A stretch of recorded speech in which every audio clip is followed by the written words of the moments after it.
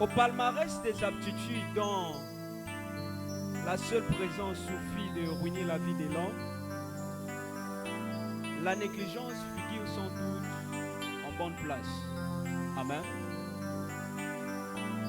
Ça fait déjà depuis 3 semaines que nous sommes en train d'étudier ce thème. Applique-toi. Et en apprenant ce thème Applique-toi, nous avons abordé plusieurs sujets. D'abord, excusez-moi, à l'instar de la procrastination, l'inversion de priorité, la désobéissance. Et aujourd'hui, je vais parler sur la négligence. Amen. Alléluia. Alors, lorsque nous avons lu dans 1 Timothée, chapitre 4, le verset 13 à 16, vous allez voir que Paul dit à Timothée, applique-toi. Applique-toi à la lecture, à l'enseignement, à l'instruction. Applique-toi jusqu'à ce que je vienne. Applique-toi dans la maison de Dieu, applique-toi dans la parole, applique-toi dans le service de Dieu, applique-toi. Amen. Et vous allez voir que dans ce passage, la Bible parle d'un point qui m'a beaucoup attiré, c'est ne néglige pas. Amen. Je vais vous rappeler ce point. Vous allez en fait vous rendre compte. La Bible dit que ne néglige pas la grâce qui est en toi, qui t'a été conférée par action prophétique lorsque l'assemblée des anciens t'a imposé les mains.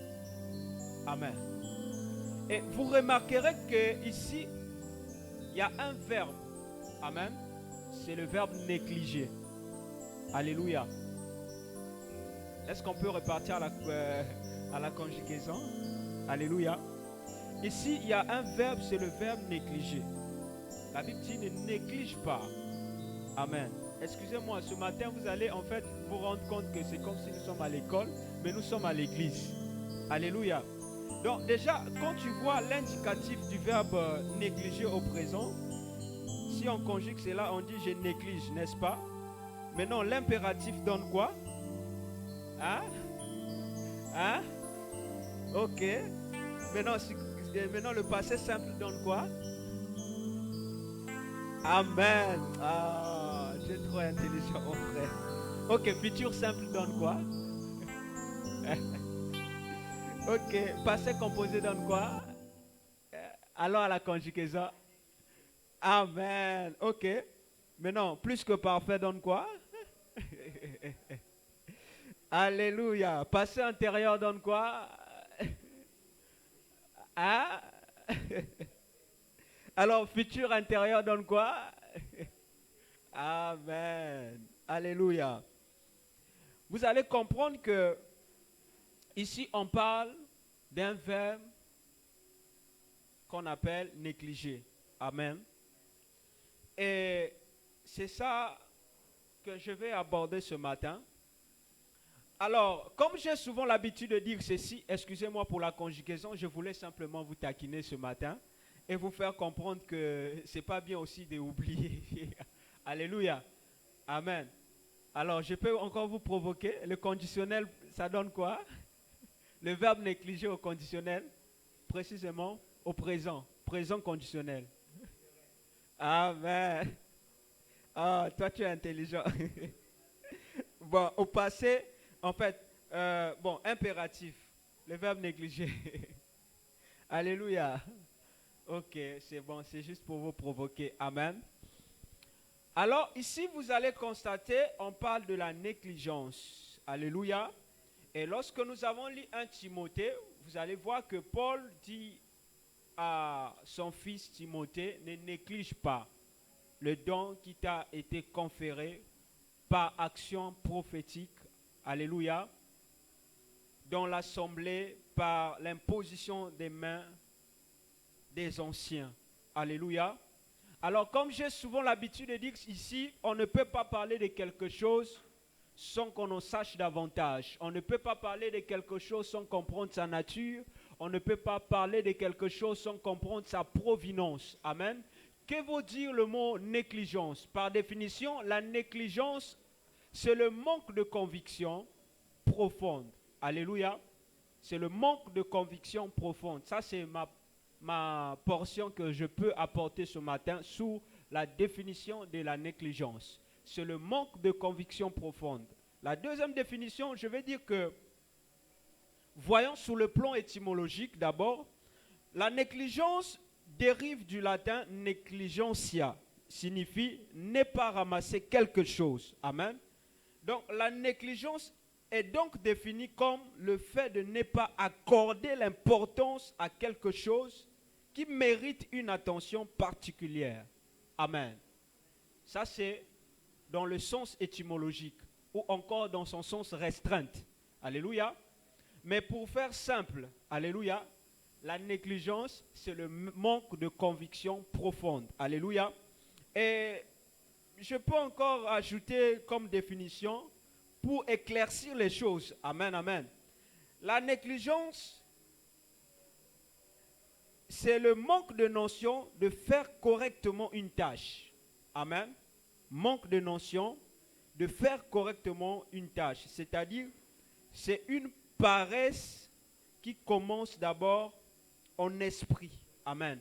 Donc, on peut dire ceci que la négligence est un état d'esprit d'abord. Alléluia. Lorsque vous voyez une personne qui est négligente, ça commence d'abord par son esprit. Amen. Alléluia. La négligence, c'est faire ce qui doit être fait, mais par manque de conviction. Alléluia. Et sur ça,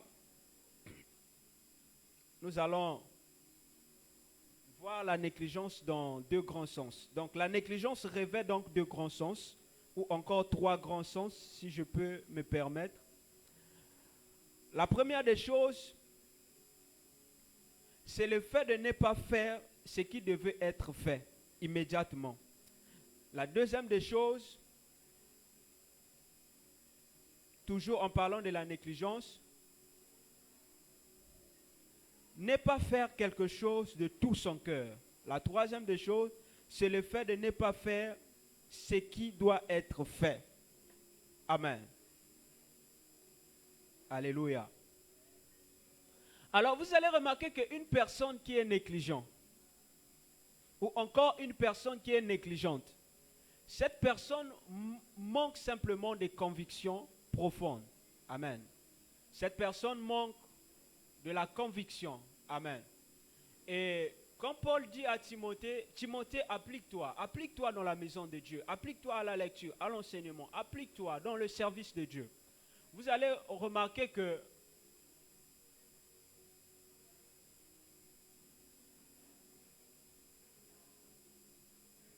servant de Dieu, Sarah, ça va? Oui, il faut te stabiliser parce que tu es en train de me distraire. Oui, vous pouvez prendre mon chargeur. J'ai un chargeur ici. Il y a un chargeur ici. Bercia, il faut donner le chargeur.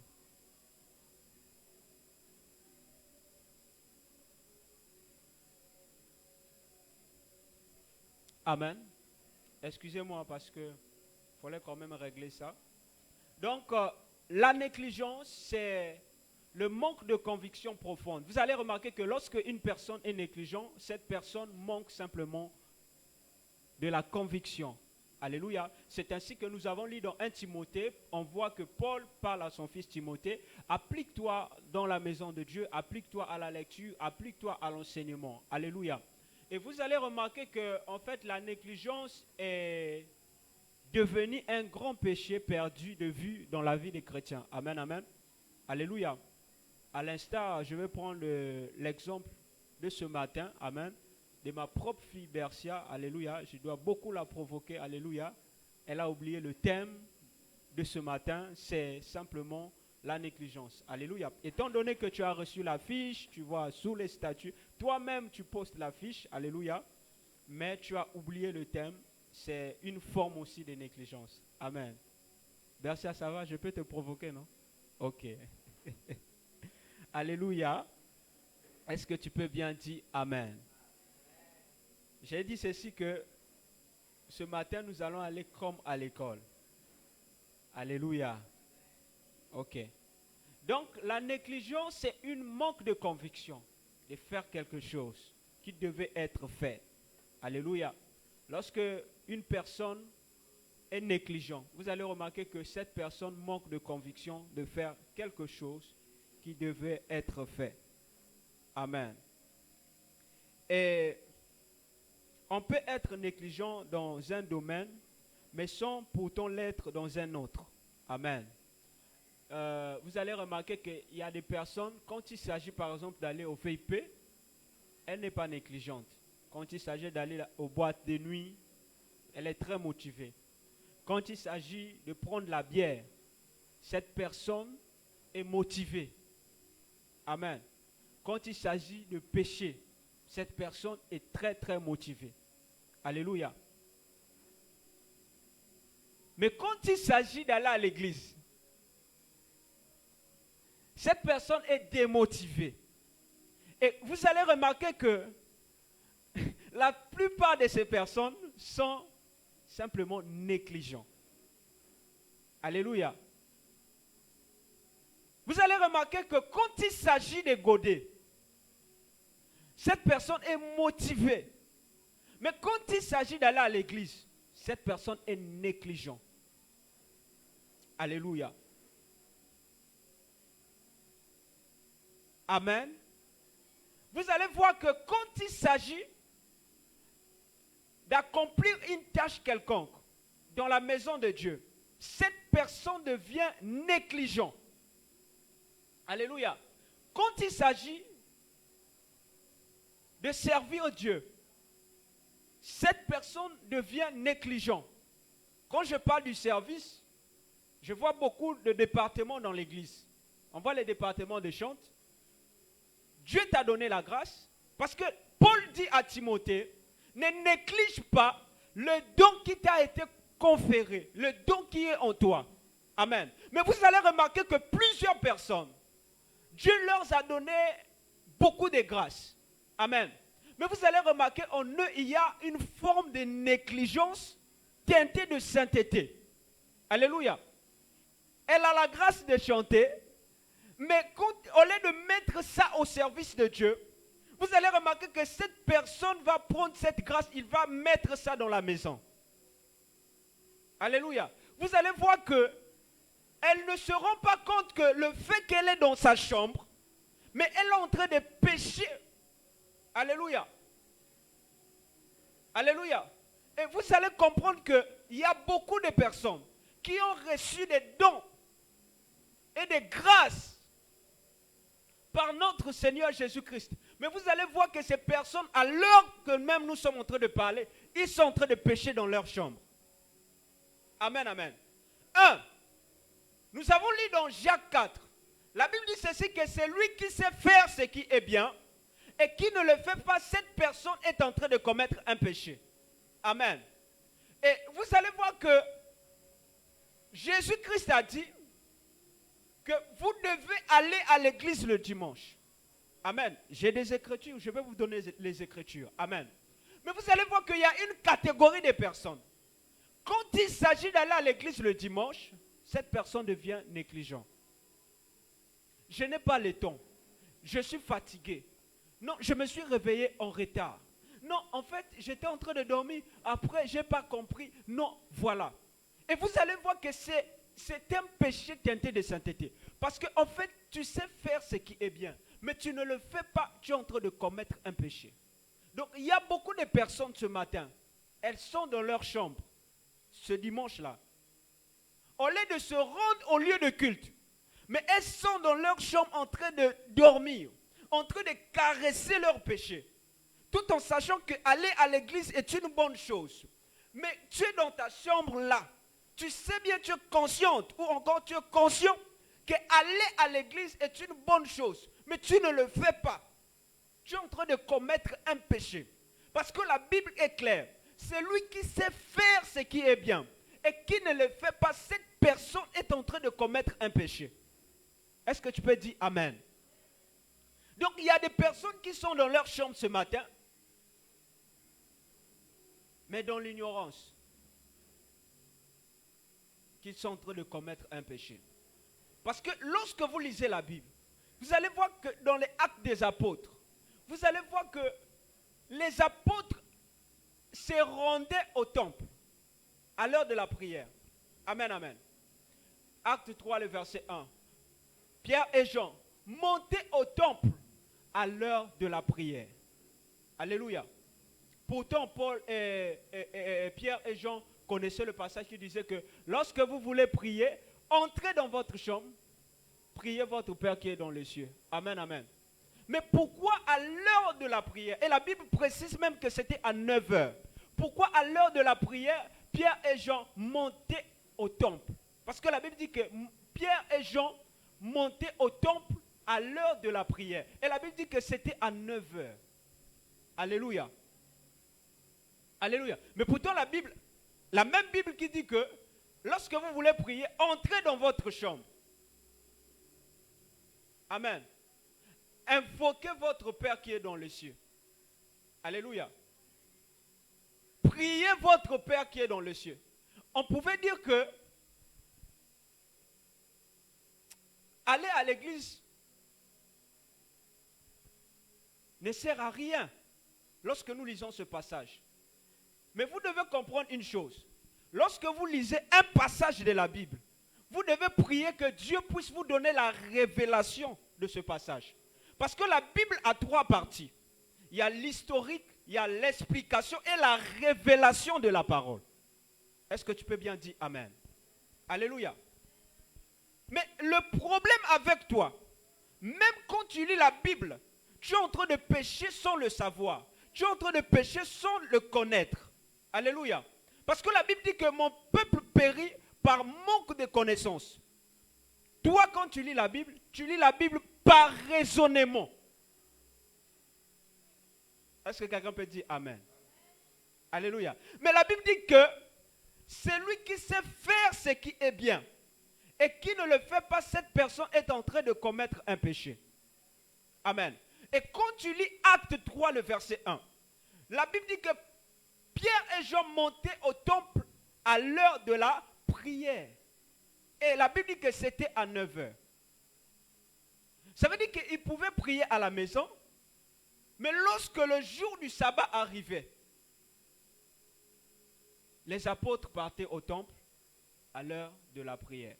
Mais vous allez remarquer qu'il y a une catégorie de personnes. Quand le jour du sabbat arrive, au lieu de se rendre au lieu de culte, vous allez remarquer que cette personne est à la maison. Alléluia. La négligence est un grand péché perdu de vue dans la vie des chrétiens. Vous allez remarquer que cette personne est négligente. Alléluia. Et vous allez voir, ce qui me dérange, elle est consciente qu'il faut aller à l'église. Mais le matin, lorsqu'elle se réveille, elle est à la maison. Un péché teinté de sainteté. Sans se rendre compte. Alléluia. La négligence. Les chrétiens sont devenus négligents. Je ne vais pas seulement parler des chrétiens. Je vais généraliser tout le monde. Les enfants de Dieu sont devenus négligents. Négligentes. Alléluia. Quand le dimanche arrive, la Bible même a dit que lui-même, le Père, il a travaillé pendant 6 jours. Mais le 7e jour, il s'est reposé. Parce que le 7e jour, c'est le jour du sabbat. Le jour consacré à l'Éternel. Vous allez voir des personnes, elle est ici à l'église, elle vient à l'église, elle écoute l'enseignement, elle écoute même ce que le pasteur dit. Mais quand il s'agit d'appliquer, la négligence. Alléluia. Quand il s'agit de suivre la parole, il y a une forme de négligence. Amen. Alléluia. Mais Paul dit à Timothée, applique-toi dans la maison de Dieu, applique-toi à l'enseignement, applique-toi à l'instruction, applique-toi à la parole, applique-toi dans le service de Dieu. Amen. Dis à ton voisin, applique-toi. Donc vous voyez que j'étais en train de parler de la négligence de ne pas aller à l'église. Alléluia. remarquerez que même à l'église, il y a une catégorie de personnes.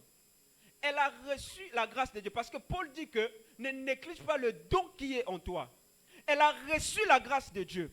Mais quand il s'agit de mettre ça en pratique, il y a un problème. Il y a une forme de négligence. Tu sais chanter. Tu viens ici. Tu nous vois qu'on est en train de se débrouiller ici.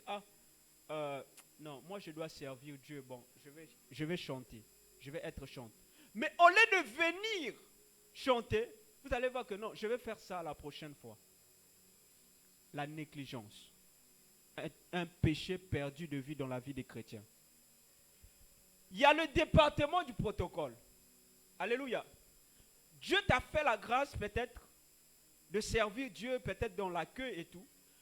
Au lieu d'intégrer là-bas, de se mettre là-bas, toi, tu négliges. Je vais faire après. La négligence. Amen. Alléluia. Maintenant, en parlant de la négligence de ne pas aller à l'église, vous allez voir que lorsque vous lisez les Actes des Apôtres, on parle d'Aquilas et Priscille, en fait, qui organisaient les cultes des maisons. Parce qu'en fait, eux, ils n'avaient pas un endroit de prière, un lieu de culte. Alléluia. Parce que l'église, c'est un lieu de culte. Alléluia. Est-ce que vous comprenez ce que je suis en train de dire? Mais vous allez voir que Aquilas et Priscille organisaient les cultes des maisons parce que eux, en fait, ils n'avaient pas en fait un bâtiment. Mais ici, au moins, Dieu nous a fait la grâce d'avoir ce bâtiment. Mais vous allez voir qu'il y a une catégorie de personnes. Quand il s'agit d'aller à l'église, il y a un problème. La négligence. Alléluia. Aquilas, on peut comprendre. Eux, ils n'avaient pas de bâtiment. Parce que vous allez remarquer que dans l'Empire romain, en fait, on était en train d'interdire l'existence des églises. On avait donné juste l'autorisation à cette église. Voilà pourquoi on parle des églises d'Éphèse, églises de Laodicée, etc., etc. Est-ce que tu vois? Mais de nos jours, Dieu nous a donné la grâce. À Dakar, il y a plusieurs églises.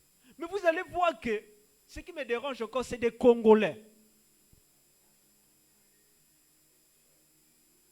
Excusez-moi, moi-même je suis Congolais.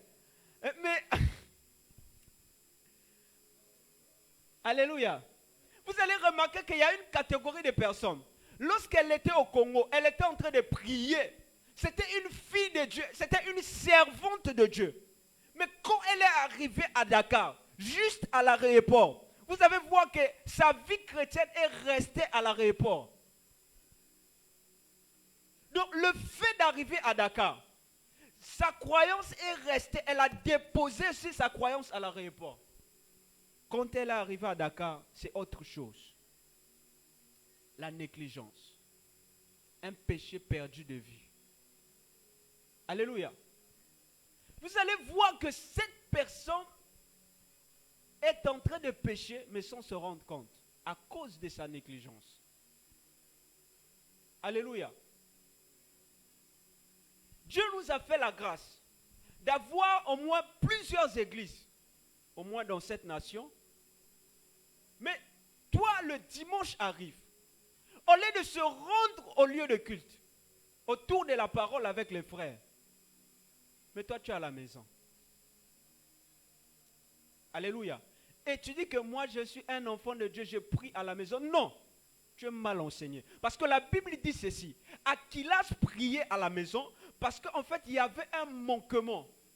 Il n'y avait pas un bâtiment. Alléluia. Parce que lorsque vous lisez bien les Actes des Apôtres, vous allez comprendre qu'il y avait un moment donné, on était en train maintenant d'interdire aux apôtres de prier publiquement. Mais malgré tout, en fait, les apôtres trouvaient toujours un moyen de se rassembler. Voilà pourquoi la Bible dit ceci. Pas de rassemblement pour vous-même. Alléluia. Vous allez voir dans Hébreux 10, le verset 25. Pourquoi la Bible dit, ne quittez pas vos assemblées. Mais lorsque vous allez lire la version Martin et la version Darby, vous allez voir que la Bible dit, pas de rassemblement pour vous-même. Et David a dit dans Psaume 122, le verset 1, je suis dans la joie quand on me dit, allons à la maison de l'Éternel. Tu es dans la joie quand on te dit, allons au VIP. Tu es dans la joie quand on te dit, allons dans les boîtes de nuit. Tu es dans la joie quand on te dit, allons prendre la bière. Tu es dans la joie quand on te dit, allons faire du n'importe quoi. Allons à la plage. Et tout ça. Tu es dans la joie quand on te dit, viens, amène ton bikini. On va aller à la plage. Tu es dans la joie. Mais quand il s'agit de venir dans la maison de l'Éternel, ta joie est partie. Amen. David dit que je suis dans la joie quand on me dit allons à la maison de l'Éternel. Donc ça veut dire que quand on me dit allons à l'église, un enfant de Dieu qui est né de nouveau, il doit être dans la joie. Alléluia. Mais toi quand on te dit que allons à l'église, c'est un problème. Parfois tu commences à te fâcher même quand ton frère qui te donne l'invitation. Alléluia. À cause de ta négligence. Parce que tu négliges le fait d'aller à l'église. Tu négliges. Alléluia. Beaucoup de gens sont dans leur chambre actuellement en train de pécher. C'est-à-dire qu'elle est à la maison, mais elle est en train de pécher. Sans se rendre compte. Un péché perdu de vue, la négligence. Il dit que moi je suis enfant de Dieu. Non, la Bible dit que non, on doit seulement prier à la maison. Qui t'a dit ça? Jésus-Christ a dit, Jean 15, le verset 14. Vous allez voir que Jésus-Christ a dit, si vous voulez être mes amis, vous devez respecter mes commandements. Amen. Donc ça veut dire que si tu veux être un ami de Dieu, si tu es réellement enfant de Dieu, tu dis dans les rues là, tu dois respecter les commandements de Dieu. Est-ce que quelqu'un peut dire Amen? Alléluia. Donc ça veut dire que si tu ne respectes pas les commandements de Dieu, tu n'es pas un véritable enfant de Dieu. Alléluia. Est-ce qu'on peut lire ce passage? Peut-être que vous voyez que je suis en train d'inventer. Merci à Jean 15, le verset 14. Il faut lire rapidement. Jean 15, le verset 14.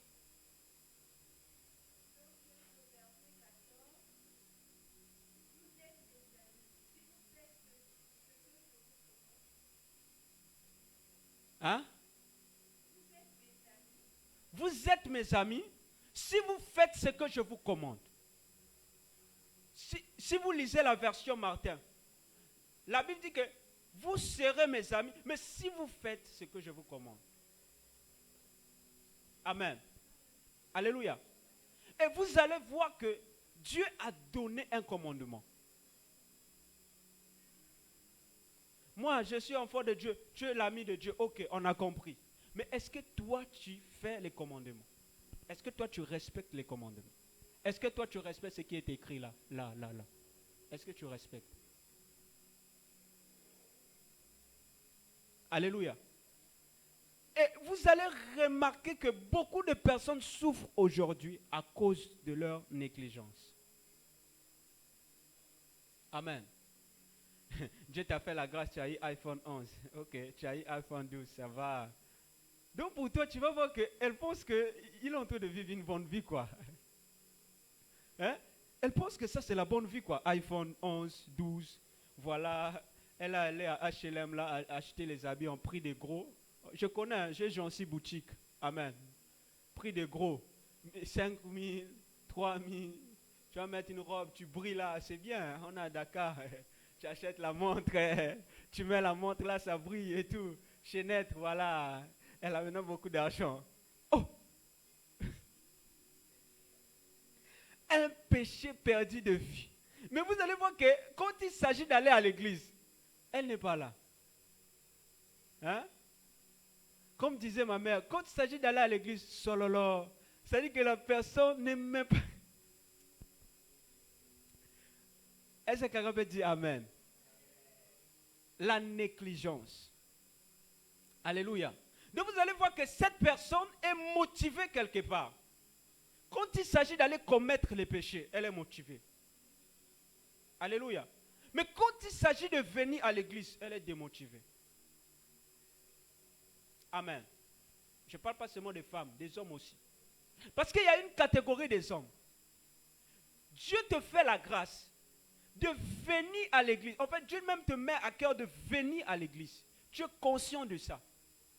Le dimanche, non, moi je suis fatigué. Tu vois, il a toujours beaucoup, il a des histoires à raconter, quoi. Toujours des histoires à raconter. Amen. Il a toujours des raisons à avancer. Oh non, la Bible dit qu'on doit prier à la maison. Qui t'a dit ça? Tu es un sorcier? Qui t'a dit ça? La même Bible que tu lis, alléluia, dit que tu dois respecter les commandements. Alléluia. Tu ne peux pas être motivé d'aller quelque part qui ne va même pas bénir ta vie, qui va encore ruiner. Voilà pourquoi j'ai dit que au palmarès des aptitudes, dont la seule présence suffit pour ruiner la vie de l'homme, c'est la négligence. Amen. La négligence. Et il y a une catégorie de chrétiens. Quand il s'agit de venir à l'église, il va choisir le dimanche. Le dimanche, là, je vais aller. Mais le deuxième dimanche, je ne vais pas aller. Comme j'étais allé le dimanche, là, ça, je ne vais pas aller. Est-ce que tu peux dire Amen? Il faut donner Amen à la parole. Alléluia. Dans Deutéronome, la Bible dit que tu dois dire Amen. Si tu veux le verset, le chapitre, je vais te donner. Alléluia. Même quand ça touche l'âme, il faut dire Amen. Alléluia. C'est-à-dire que pour lui, comme je suis allé le dimanche, par exemple, le mercredi, on a eu la nuit de prière ici. C'était bien et tout, voilà. Mais, aujourd'hui, dimanche, elle n'est pas là. Parce que quand on avait invité les gens, il y avait des musiciens ici, on a dansé, tout ça, voilà. Il y a la motivation. Mais quand il s'agit de venir à l'église dimanche, non, je ne vais pas aller, comme j'étais déjà à la nuit de prière de ce mercredi-là, je ne vais pas aller le dimanche. La négligence. Et tu veux que ta vie change. Et tu veux être béni. Alléluia. La négligence, ce n'est pas bien dans la vie d'un enfant de Dieu. Alléluia. Alléluia. Et vous allez remarquer, troisième catégorie de personnes qui manifestent la négligence, qui marchent avec une vie de négligence. Ce sont des personnes en fait qui ont décidé de ne plus aller à l'église. Et quand tu vas lui demander que non, moi je ne pars pas à l'église, c'est pour diverses raisons. Non, le dimanche là-bas, quand j'étais à l'église, par exemple, l'exemple que j'ai pris chez Bercia, lorsque je lui ai demandé le thème, elle a oublié. J'ai dit que Bercia, tu as oublié. C'est une forme de négligence teintée de sainteté. Amen. Parce que quand tu reçois la fiche dans le groupe de l'église, tu lis bien le thème. Et tu fais partie des piliers de cette église. Et le pasteur te demande, c'est quoi le thème?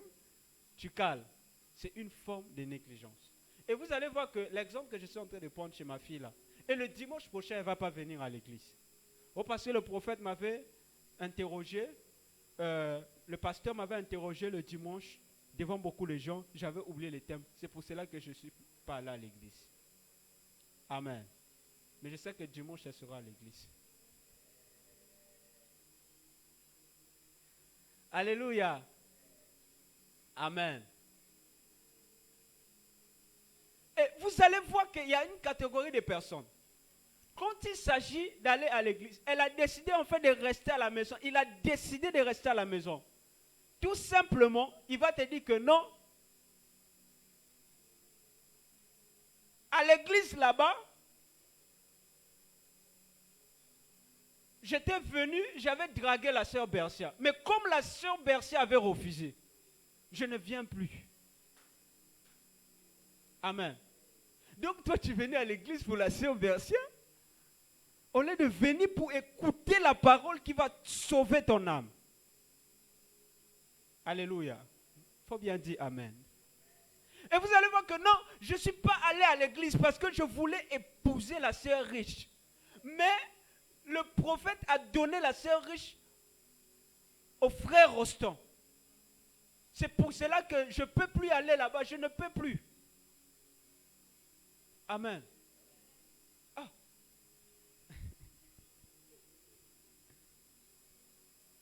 Et vous allez voir que cette personne va non seulement se limiter chez lui à la maison, mais il va faire le tour du monde. Il va d'abord commencer à WhatsApper d'autres personnes qui se trouvent dans l'église que vous devez quitter. Vous avez vu que ce que le prophète m'a fait, il va WhatsApper tout le monde. Vous regardez ce que le prophète m'a fait. Regardez, c'est pas bien. Regardez, moi je voulais épouser la sœur riche, mais il a donné au frère Roston. Non, il va WhatsApper tout le monde. Mais tu es en train de commettre un péché grave. Parce que la Bible dit ceci. Celui qui combat l'église de Dieu est en train de combattre le Seigneur Jésus-Christ de Nazareth. Paul persécutait l'église. Mais Paul ne savait pas qu'en faisant cela, il était en train de combattre Jésus. On ne combat jamais l'église de Dieu. Alléluia. C'est un grand péché perdu de vue. Alléluia. Et au lieu de s'arrêter seulement sur WhatsApp, tu vas voir qu'il va aller de maison en maison. Il va aller faire l'évangélisation. Et c'est comme ça que nous avons reçu des Nebuchadnezzar ici à l'église qui sont venus nous raser l'église. Avec leur chef. Est-ce que tu peux dire Amen? Alléluia. Actuellement, j'ai maintenant trop peur des chrétiens. J'ai trop peur des chrétiens actuellement là. Quand je vois quelqu'un rentrer à l'église, il me dit, prophète, Dieu m'a dit, je vais prier ici. Je dis, d'accord frère, que Dieu te bénisse. Merci. C'est bon. Amen. Parce que vous savez, j'ai tellement aimé les gens. J'ai tellement manifesté l'amour. Je suis arrivé même à un niveau de donner accès de ma vie aux personnes. Mais, en fin de compte,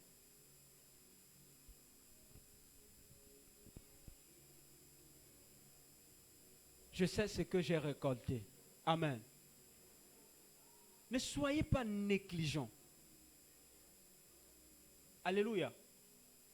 Et vous allez voir que cette personne dit que non, moi je vais rester à la maison. Non. Si tu es un enfant de Dieu, ne de nouveau.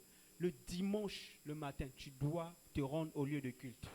Parce que l'église, c'est un endroit, c'est un bâtiment, c'est un lieu où on se retrouve avec les frères autour de la parole.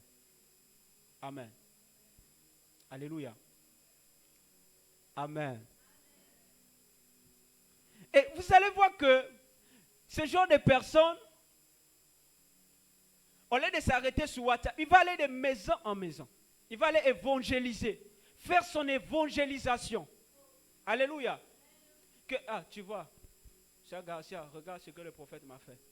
Tu vois, non? Oh, faut quitter. Nous-mêmes, on va commencer la cellule à la maison. Est-ce que toi, tu es un sorcier? Attends, est-ce que toi, tu as reçu l'appel de Dieu de commencer ta cellule à la maison? Et tu te fais appeler apôtre. Tu es un sorcier? Alléluia. Est-ce que tu connais qu'est-ce qu'est l'appel? Tu connais c'est quoi être un apôtre? Qui t'a mandaté, qui t'a établi apôtre? Alléluia. Et vous allez voir ce genre de personnes. Et il est content de faire ça. Un péché perdu de vie, la négligence. Amen. J'étais en train d'abord de me distraire. Amen. Maintenant, est-ce qu'on peut commencer? Alléluia. Alléluia. Bien-aimés dans le Seigneur, vous allez remarquer que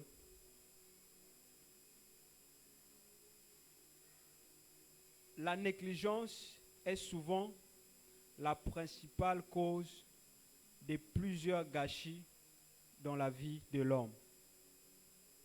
Amen. Lorsqu'une personne est négligente, vous allez remarquer qu'il y a beaucoup de choses que cette personne est en train de perdre sans se rendre compte. Cette personne est en train de gaspiller sans se rendre compte. Amen. Alléluia.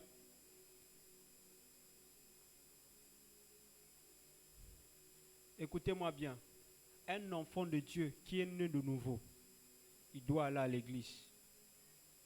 Alléluia. Parce que vous allez remarquer, lorsque vous lisez la Bible, vous allez voir que lorsque Joseph et Marie étaient en train de chercher Jésus, amen, vous pouvez voir que même Joseph et Marie n'avaient pas vraiment la vie d'aller à l'église. Est-ce que je peux parler? Parce que lorsque ils sont arrivés à la synagogue, au lieu de rentrer, ils étaient en train d'abord de chercher le Christ. Or, Dieu lui-même, il savait que non, c'était le jour du sabbat.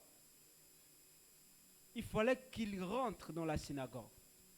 C'était pour montrer d'abord à ses parents l'exemple, que vous devez aller à l'église. Alléluia, nous sommes venus, si vous êtes en train de se distraire, mais on doit d'abord rentrer à la synagogue. Après, on va faire les courses. Amen. Et vous allez voir que Jésus est rentré dans la synagogue. Et on a donné à Jésus de lire le passage du prophète Ésaïe. L'Esprit du Seigneur est sur moi, il m'a oint. Amen. Mais il a lu ça où? Dans la synagogue.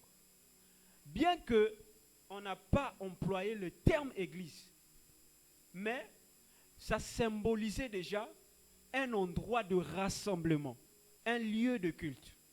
Amen. Alléluia. Et la Bible dit ceci: n'abandonnez pas vos assemblées. Pas de rassemblement pour vous-même. Amen. Alléluia. Je m'arrête par là. Amen. Vous allez voir que le manque d'amour, parce que le manque d'amour, c'est aussi une forme de négligence. Amen. Vous allez voir que Bercia est fiancé avec le frère Roston, par exemple. Mais si le frère Roston n'aime pas Bercia, comme il le faut, parce que la Bible dit que l'homme doit aimer sa femme comme Christ aime l'église. Amen. Maintenant, si le frère ne fait pas ça, à cause de ce manque d'amour-là, il y aura une séparation. Alléluia. Le manque d'amour. Et c'est ce qui se passe dans les couples. Vous allez voir un couple toujours là, voilà, en train de se disputer, voilà, à cause du manque d'amour. Amen. Est-ce que tu peux bien dire amen? Le manque d'amour. Alléluia. Et vous allez voir, la plupart des personnes, vous allez voir qui quittent des églises, c'est à cause aussi du manque d'amour. Parce que en fait, surtout vous, les piliers de l'église, lorsque vous voyez les personnes ou les nouvelles personnes arrivent, si vous ne manifestez pas l'amour, vous allez voir que ces personnes vont quitter l'église. On va dire que là-bas, on ne nous considère pas. Il y a une manque de considération. Et vous allez voir que ces personnes vont se frustrer. Et en fin de compte, pour venir à l'église, sololo. Amen. À cause du manque d'amour. Amen. Alléluia. Donc, c'est une forme, lorsque vous manquez d'amour envers ton frère, amen, les nouvelles âmes qui viennent à l'église, c'est une forme de négligence. Même dans un couple, lorsque un homme ne voit pas sa femme comme dans les premiers temps, ou comme avant, c'est une forme de négligence. Amen. Et vous allez remarquer d'autres formes de négligence. Un frère qui cherche le mariage, mais lorsque vous allez vous rapprocher de ce frère, vous allez remarquer que ce frère, même quand il parle, quand il s'exprime, sa bouche dégage. Mais pourtant qu'il est conscient que quand on se lève le matin, il faut se brosser. Alléluia. Mais c'est toi qui veux que le frère... Ah, est-ce que je peux parler? C'est toi qui veux que la sœur puisse devenir ta fiancée. C'est toi qui veux que le frère puisse devenir ta fiancée ou ton fiancé. Alléluia. Mais quand tu arrives devant le frère, quand tu parles, alléluia, on a l'impression que le tombeau a été déterré. Amen. Parce que ta bouche dégage. Et tu veux que la sœur puisse t'épouser. Amen. Alléluia. À cause de la négligence. De manque de brosser. Alléluia. Hein? Verset, tu es en train de rire. Donc vous voyez que la négligence peut vous perdre beaucoup de choses. Alléluia. Vous allez voir une sœur. Vous savez que souvent les sœurs ont l'habitude de lever leurs mains comme ça. Alléluia. Mais tu vas te retrouver devant un frère. Vous êtes en train de parler. Alléluia. Mais tu vas voir que tu vas lever ta main. Même à l'église, quand on dit que on va lever nos mains. Excusez-moi. Hein? Lorsque le pasteur dit que, bien-aimés dans le Seigneur, nous allons lever nos mains vers le ciel. Nous allons rendre grâce à Dieu. Ou le pasteur dit, élève tes deux mains vers le ciel. Mais toi, quand tu élèves tes mains, tu as oublié que le frère qui te regarde, il est tout juste à côté de toi. Et quand tu élèves tes mains, c'est l'enfer qui sort en toi. Amen. Et tu veux que le frère puisse te pousser. Et demain, quand tu vas quitter l'église, oh non, moi on ne me marie pas. On a un problème des hôtels de mariage dans votre famille. Non, le problème c'est toi-même l'hôtel de ton mariage. Alléluia. C'est toi l'hôtel de ton mariage. Alléluia. Oh non, nous on ne nous marie pas dans notre famille. Alléluia. C'est toi-même. Regarde-toi, toi-même. Paul dit à Timothée, ne néglige pas le don qui est en toi. Alléluia. Ne néglige pas. Paul interdit à Timothée la négligence. Alléluia. Ma sœur, tu crois en Jésus-Christ? Il faut raser ici. Il faut mettre le parfum. Il faut mettre beaucoup de poudre. Il faut mettre. Hein? Il faut mettre. Alléluia. Comme ça, lorsque le pasteur va dire, nous allons prier, est-ce que tu peux simplement lever tes deux mains vers le ciel? Tu élèves tes deux mains avec assurance. Le frère aussi est là, il écoute le parfum. Oui. Tu vois, la semaine prochaine, pasteur, en tout cas, j'ai décidé seulement de prendre la sœur Bercia, hein, parce que là, vraiment, tu vois l'odeur du parfum qui sort. Là, ce n'est pas ta prière, en fait, qui attire le frère. Mais c'est l'entretien de ton corps. Alléluia. Est-ce que je peux parler? Là, ce n'est pas, en fait, ta prière. En fait, de là, nous comprenons que on n'a pas seulement le mariage dans la prière. Ah oui. Si tu es un chrétien né de nouveau et que tu entretiens bien ton corps, ça peut attirer le mariage. Alléluia. Vous allez voir que dans la famille de Sarah, il y avait un problème de beauté. Amen. Alléluia. Regardez des femmes comme Rebecca. Regardez des femmes comme Naomi. Des femmes comme Ruth. Alléluia. vous allez remarquer que la plupart étaient belles. Sarah était belle de figure. Elle avait cet esprit d'entretien. Il faut bien entretenir ton corps. Sœur, frère, tu veux épouser la sœur, mais tu arrives devant la sœur. Quand tu parles, tu sens que la sœur, elle a envie de te dire, frère, fini, je vais partir, pardon. C'est très, très, très mauvais. Ta bouche dégage. Parce que tu ne prends pas au sérieux que lorsqu'on se lève le matin, ou encore lorsqu'on se réveille le matin, il faut d'abord, la première des choses, se brosser avant de parler avec les gens. Amen. Et il y a une catégorie de frères. Quand il s'agit de se laver, tu vois que ce frère peut faire en fait une semaine, mais le frère ne se lave qu'une seule fois le jour. Alléluia. Et c'est toi qui cherches la sœur.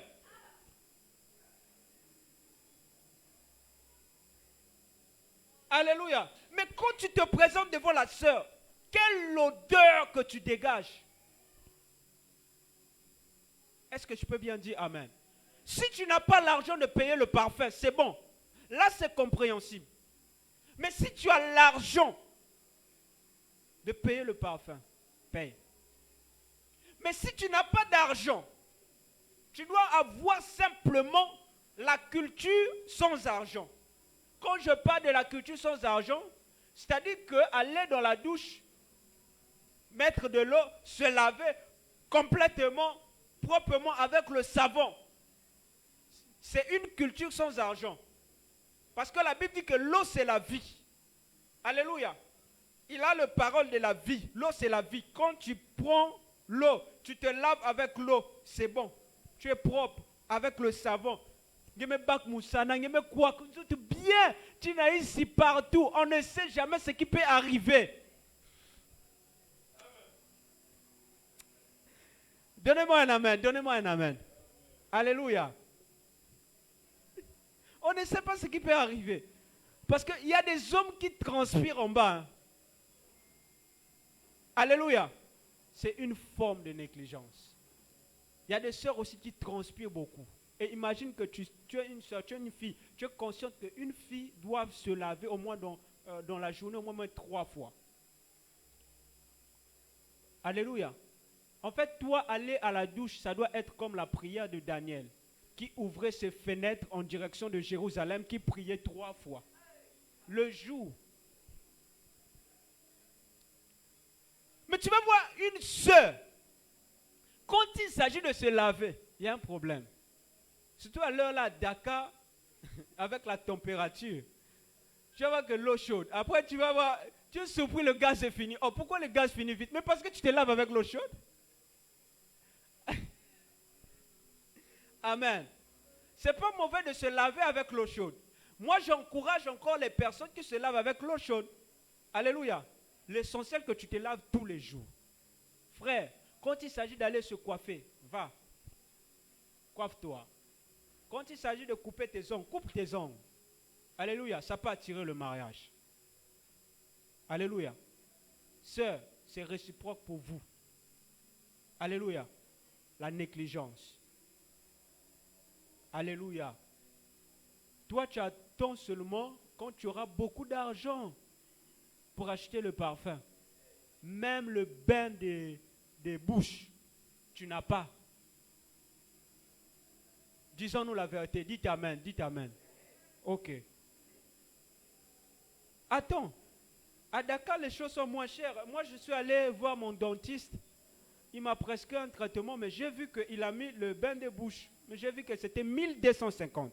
Ça veut dire que quand tu reçois l'argent le mois, tu peux enlever 1250 pour ton bain de bouche. Et tu n'auras pas un problème dedans. Quand tu viens devant les frères, ta bouche sort. C'est propre. Même quand tu fais l'intercession, tu vois, il y a des frères, quand ils font l'intercession, des sœurs, quand elles font l'intercession à l'église, elles prient, tu sens que son corps dégage une très bonne atmosphère. Amen. Tu vois que le frère, moi j'aime la sœur quand elle prie. Hein. Quand elle prie, tu sens que même lorsqu'elle se transpire là, hein, elle dégage quelque chose vraiment de très très particulier. Amen. Alléluia. La Bible dit ceci, c'est lui qui sait faire ce qui est bien, qui ne le fait pas comme un péché. Il me reste encore quelques minutes. Amen. Ici, nous sommes basés par la parole. Amen. Est-ce que vous aimez la parole? Ok. Alléluia. Et vous allez voir qu'il y a une catégorie de frères. Quand il s'agit d'aller à Koloban, payer un dîme qui coûte 1000 francs, il y a un problème. Il y a une forme de négligence. Alléluia. Et quand tu viens à l'église, tu vois son habillement, tu vois un pantalon, on n'a même pas repassé. Et tu veux que la sœur,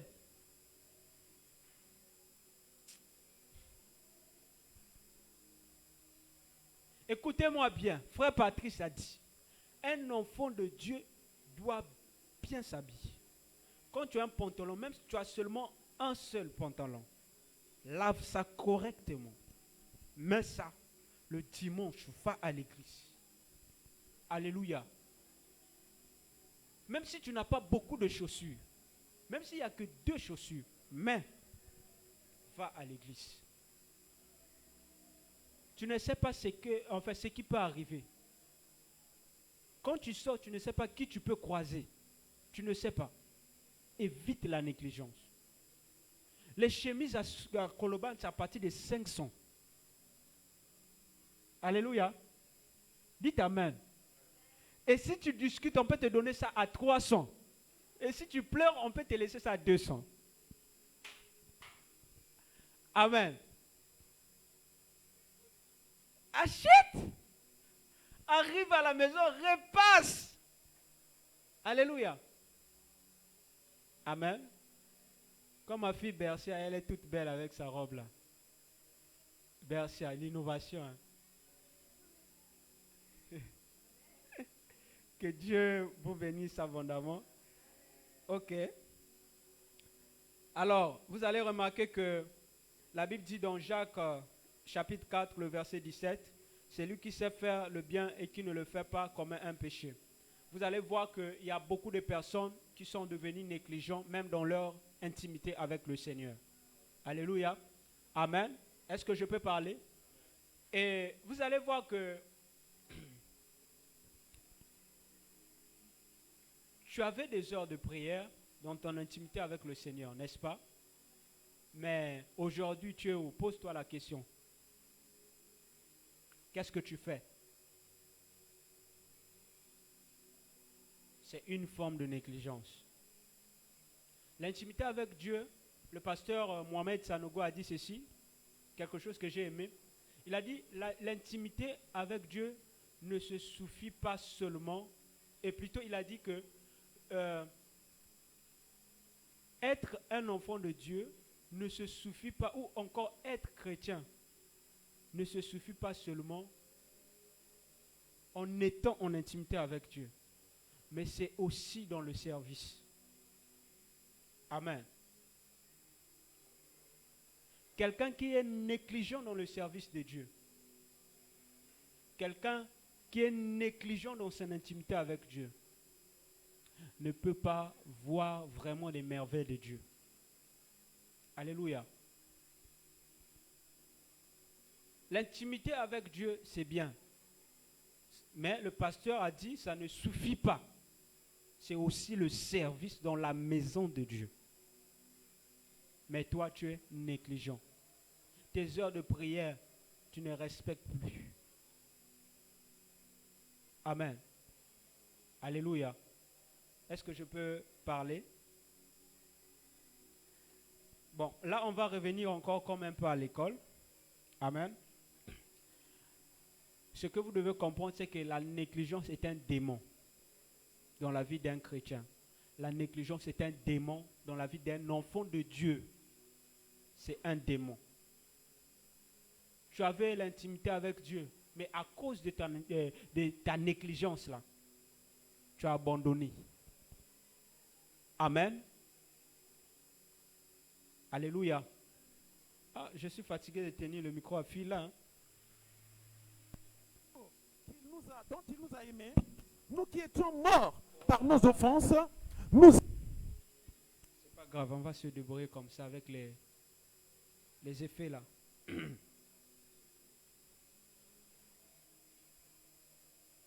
La négligence est un démon dans la vie d'un enfant de Dieu. C'est lui qui pratique la négligence comme un péché. Selon Jacques 4, le verset 17. Amen.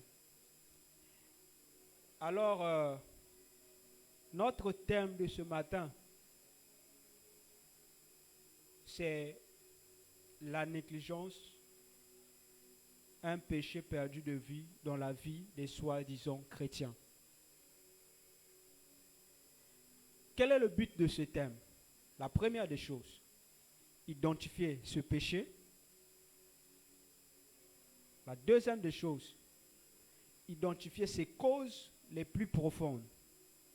Et enfin, proposer des solutions efficaces contre cet état d'esprit de la négligence qui détruit la vie de l'homme. Pas seulement la vie de l'homme, qui gangrène le monde du christianisme aujourd'hui. Et dans mon enseignement d'aujourd'hui, nous allons focaliser sur la manière dont Dieu aperçoit la négligence. Et pour ce faire, nous allons donc évoquer deux grands points.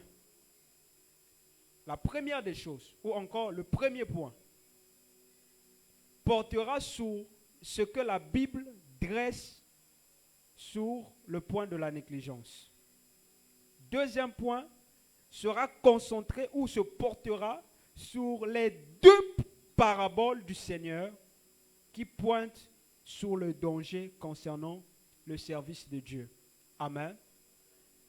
Et c'est l'une des raisons que ce matin, je parlerai sur 17 choses profondes que les textes bibliques ou encore les textes de la Bible nous réservent au sujet de la négligence.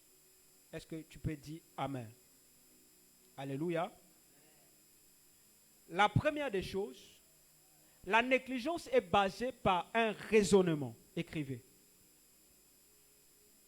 La négligence est basée par un raisonnement. Lorsqu'une personne est négligente, ou encore lorsqu'une personne devient négligente, vous allez remarquer que la première des choses, cette personne raisonne beaucoup. Il y a un raisonnement. Écoutez-moi bien, vous n'êtes pas des philosophes. Alléluia. Parce qu'en philosophie, vous allez remarquer que il y a beaucoup de raisons en philosophie. Et les philosophes fonctionnent toujours avec leur raisonnement. Mais étant enfant de Dieu, vous ne pouvez pas fonctionner avec le raisonnement. Alléluia. Quand tu sais que ça, c'est bien, mais tu ne le fais pas, tu commets un péché. Amen. La première des choses, c'est le raisonnement. Proverbe 22, 13. Verset, c'est parti. Proverbe 22, 13.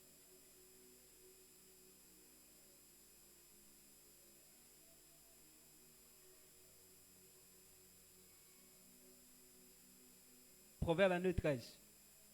Que nous dit la Bible?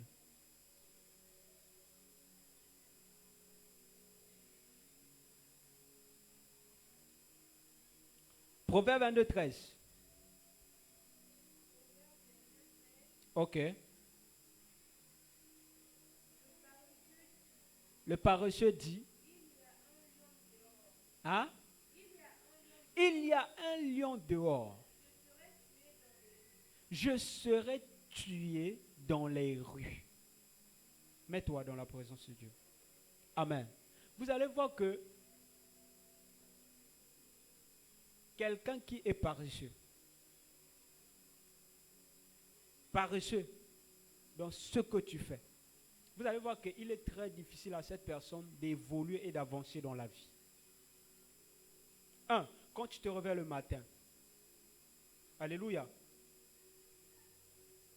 tu sais que quand je me réveille le matin, je dois aller au boulot. Alléluia. Ton travail commence à 6 heures. Mais quand 6 heures arrivent, tu es encore sous le lit. Tu es un paresseux.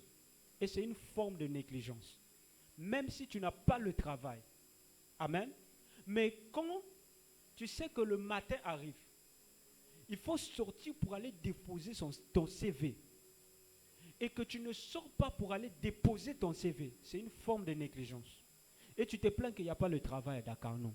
Est-ce que tu t'es levé un bon matin pour aller déposer ton CV? Tous les jours, est-ce que tu le fais? C'est une forme de négligence. Amen. C'est la paresse. Vous allez voir qu'une personne qui est paresseuse, cette personne est aussi négligente. Parce que la paresse entraîne la négligence. Amen. Tu sais que dans votre maison, avec les colocataires, vous avez mis, jeudi c'est un tel qui va nettoyer, mardi c'est toi qui vas nettoyer. En tant qu'enfant de Dieu chrétien, comme mardi arrive, tu ne nettoies pas la maison. C'est une forme de négligence. Et c'est un péché teinté de sainteté. Tu es en train de pécher. Alléluia. Parce qu'un chrétien doit être exemplaire, même dans votre maison, dans votre appartement, par ta manière de vivre, ta conduite. Tu peux gagner des âmes et les ramener à l'église. Et vous allez remarquer pourquoi les églises n'avancent pas. Parce que nos chrétiens eux-mêmes, il n'y a pas vraiment une transformation. Alléluia.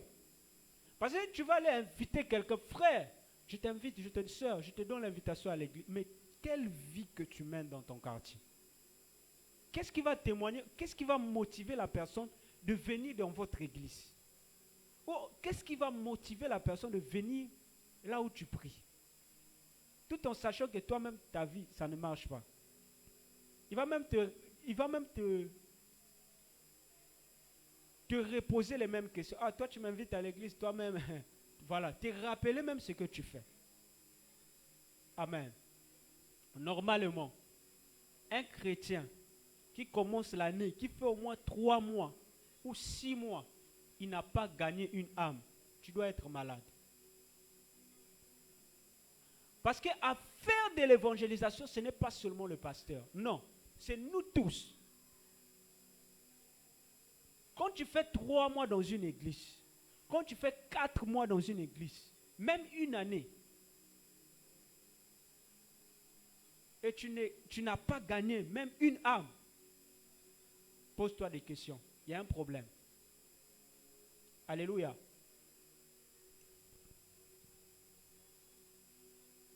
La femme samaritaine avec Jésus, elle a gagné toute la Samarie en rendant témoignage de ce qu'elle avait vu. Amen. Mais toi, tu es venu ici, le prophète a prêché la parole. Le pasteur t'a prêché l'évangile. Mais quand tu rentres à la maison, est-ce que toi-même, tu rends témoignage de ce qu'on t'a prêché? Parce que tu es conscient que tu ne peux pas rendre témoignage parce que toi-même, ta propre vie ne reflète même pas, en fait, à ce que tu vas dire aux gens. Alléluia. C'est lui qui sait faire ce qui est bien et qui ne le fait pas comme un péché. Tu sais qu'il faut aller rendre témoignage de l'église dans ton quartier. Il faut aller rendre témoignage de la parole qui a été prêchée à l'église. Parce que quand tu rends témoignage, c'est comme ça que les gens vont venir à l'église. Ah, là-bas, on prêche la parole. Ah, là-bas, vraiment, ça va. Vraiment, le pasteur là-bas, il prêche la parole. Ça va motiver. Oh, laisse-moi aller voir. Quand la personne arrive, la personne va, oh, oui, oui. Tu vas voir que, bon, moi, je n'avais pas d'église, bon, je vais rester. Alléluia. Et vous allez voir qu'il y a une catégorie de personnes. Il n'a pas d'église. Elle n'a pas d'église. Mais quand tu lui poses la question, tu pries où? Moi, je prie à Bethel. Mais il n'a jamais mis pied à Bethel. Amen. La négligence. En fait, est-ce que vous êtes en train de réaliser que nous sommes quelque part négligents? Hein? La négligence. Il me reste 10 minutes. Proverbe 27, le verset 1. Salomon parle. Il dit que ne t'invente point du lendemain. Il dit ne t'invente point du lendemain. Car tu ne sais pas ce qu'un jour peut enfanter. Amen. Et vous allez remarquer que la plupart des personnes qui sont négligentes, la plupart des personnes, déjà, en fait, je vais vous rappeler une chose. On n'est pas né négligent, mais on le devient. Amen. On n'est pas né négligent. On le devient. C'est ainsi que lorsque nous allons lire Proverbe 27, le verset 1, on ne va pas lire pour gagner en temps. La Bible dit que c'est Salomon qui parle. Ne te vante point du lendemain, car tu ne sais pas ce qu'un jour peut enfanter. Dans d'autres versions, il a parlé dans le futur. Il dit que, car tu ne sais pas ce qu'un jour enfantera. Amen. Et vous allez remarquer qu'une personne qui est négligente, cette personne est simplement procrastinate. Vous allez voir qu'en cette personne, il y a un esprit de la procrastination. Or, qu'est-ce que la procrastination? C'est le fait de ramener au lendemain ce que tu peux faire aujourd'hui. Alléluia. Et bien aimé dans le Seigneur, vous allez remarquer que beaucoup de gens ne volent pas dans la vie. Beaucoup de gens n'avancent pas dans la vie. C'est à cause de la procrastination. Amen. Parce que au palmarès des aptitudes dont la seule présence suffit pour ruiner la vie de l'homme, on doit citer la négligence, la procrastination et l'inversion des priorités. Amen. J'ai parlé de la négligence, je vais toucher un peu la procrastination. Et vous allez comprendre l'intégralité de notre enseignement. Alléluia. Beaucoup de gens n'avancent pas dans la vie, c'est à cause de la procrastination. Dieu te dit de faire quelque chose aujourd'hui, tu ramènes toujours au lendemain. Dieu te dit qu'il faut intégrer le département de chante, tu ramènes toujours au lendemain. Dieu te dit que non, frère, tu dois être au protocole là-bas, tu ramènes toujours au lendemain. Dieu te dit que non, tu dois être modérateur. Donc il faut venir voir le pasteur pour suivre la formation des modérateurs. Pour que demain, toi aussi, tu te mets ici, tu commences à modérer. Tu ramènes toujours au lendemain. Tu ramènes toujours au lendemain. Tu ramènes toujours au lendemain. Et vous allez voir qu'il y a une catégorie de personnes. Quand il s'agit de servir le Seigneur, il va dire que non, lorsque beaucoup de gens vont venir à l'église, ou encore lorsque l'église sera grande.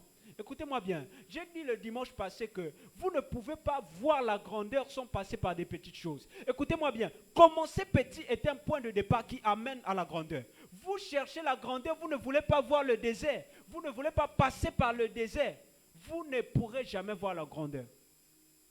Amen. La Bible dit ceci, Zacharie 4, le verset 10. Ne méprisez pas les faibles commencements. Vous ne pouvez pas mépriser les faibles commencements. Écoutez-moi bien, avec Dieu, il faut commencer petit pour arriver à la grandeur. Tu ne peux pas chercher seulement la grandeur sans passer par des petites choses. Tu veux être Bethel, tu ne veux pas passer par le désert.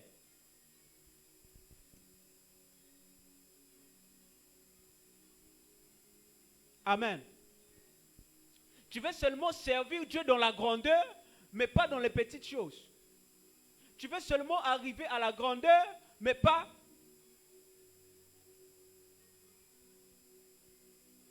Amen. Dis à ton voisin la fidélité.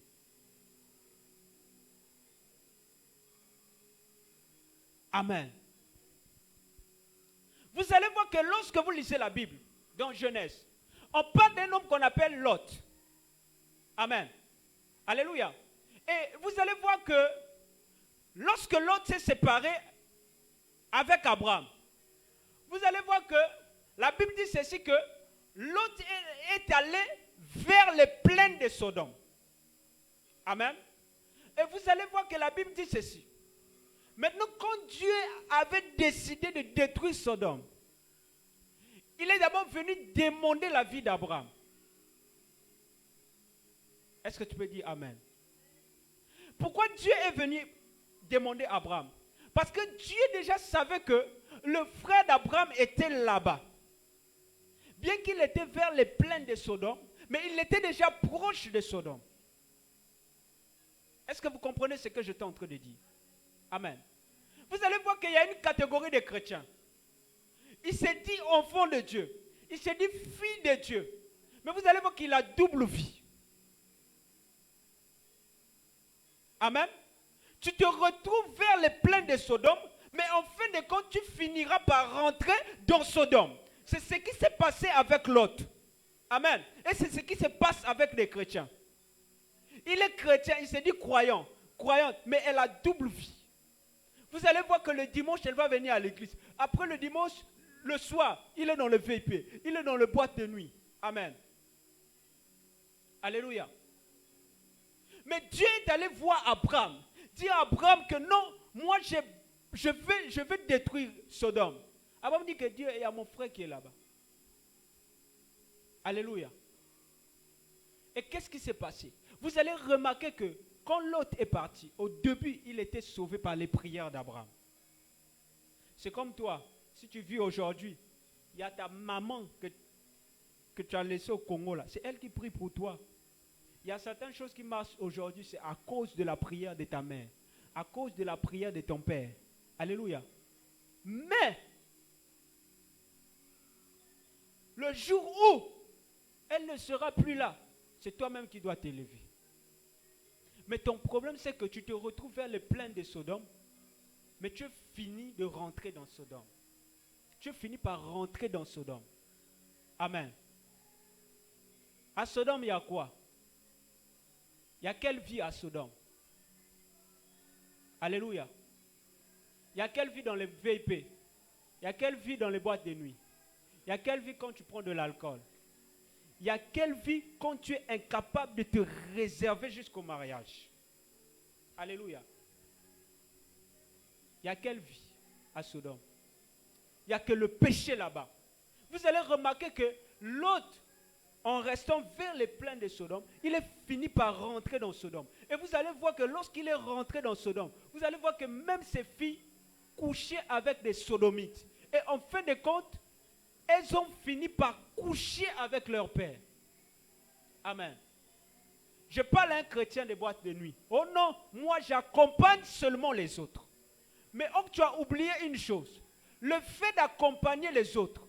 Oh non, j'accompagne les autres, mais je ne prends pas la bière, mais je prends le jus. Mais le fait d'accompagner les autres, tu finiras par prendre aussi la bière. Alléluia. Oh non, moi j'accompagne seulement les autres. Non. Mais vous allez remarquer, avant tout ça, Dieu a dit à Lot, quitte Sodome dès maintenant. Parce que je me prépare pour détruire cette vie. Vous allez voir que Lot a ramené au lendemain. Au lieu de faire l'instruction que Dieu lui a dit, mais il a ramené ça au lendemain. Alléluia. Et c'est ce qui arrive dans ta vie. Dieu te dit, lève-toi maintenant. Fais quelque chose dès maintenant. La Bible dit, dès maintenant. Mais toi, tu ramènes toujours au lendemain. Tu ramènes toujours au lendemain. Tu ramènes toujours au lendemain. Et voilà pourquoi beaucoup de choses n'avancent pas dans ta vie. Parce que la procrastination, tu ramènes toujours au lendemain ce que tu devais faire aujourd'hui. Dieu te dit, viens, sers Dieu. Tu ramènes toujours au lendemain. Écoutez-moi, Dieu n'est pas dans les bâtiments. Vous allez remarquer que la plupart des gens qui fréquentent des grandes églises, elles ne sont pas fidèles dans le service. Très souvent, il y a l'impudicité qui s'est installée là-bas. Donc, certaines partent pour aller draguer les filles. Vous allez voir, hein, certaines partent c'est pour draguer les filles, certaines partent pour chercher des hommes, tout ça. Non. Écoutez-moi bien. D'autres partent pour prier leur Dieu dans les grandes églises. Sincèrement. On ne va pas à l'église pour aller chercher un homme. On ne va pas à l'église pour aller chercher une fille. Non. La première des choses, un enfant de Dieu né de nouveau, lorsqu'il va à l'église, la première des choses, c'est pour aller écouter la parole. Amen. Alléluia. On ne va pas dans l'église parce qu'il y a la clim là-bas. Ou bien, non, là-bas, il y a des grands écrans. Alléluia. Alléluia. Dieu n'est plus dans les foules. Il est dans ton cœur. Il a dit à Pierre, Pierre, tu es Pierre. Et c'est sur cette pierre que je bâtirai mon église. Alléluia. C'est toi-même. Parce que le jour du jugement, nous tous, on va se retrouver devant Dieu. Et la Bible dit que chacun de nous rendra compte. Donc, nous tous qui sommes ici, le jour du jugement, chacun de nous, nous allons rendre compte à Dieu. Nous allons rendre des comptes à Dieu. Alléluia. Vous allez remarquer que nous sommes comme des assistants comptables, mais Dieu lui-même, il est notre auditeur. C'est-à-dire que le jour du jugement, il viendra, il va venir nous auditer. Il va dire que non, toi tu as mal fait le bilan. Non, toi la balance là, c'était pas bon. Toi ta vie, non, c'est pas bon. Toi, l'homme de Dieu t'a prêché, non, c'est pas bon. Il va maintenant faire le bilan de tout ça. Après maintenant, tu seras disqualifié de l'entreprise parce que tu as trop volé Dieu. Amen. La procrastination. Le fait de ramener au lendemain ce que tu peux faire aujourd'hui, ce n'est pas bien dans la vie d'un enfant de Dieu. Et vous allez voir qu'il y a une catégorie de personnes, quand il s'agit de prier, il dit que je vais prier à 21h. Quand 21h arrive, il dit que je vais faire à 22h. Et quand je parle de ça, je vois souvent Bercia. Amen. Non, c'est pour te taquiner. Alléluia. Au lieu de prier à 21h, il va ramener à 22h. Il va ramener à 23h. Après 0h arrive. Tu ne vas même plus prier. Oh, seulement demain matin. À cause de ta procrastination. Amen. Dites Amen.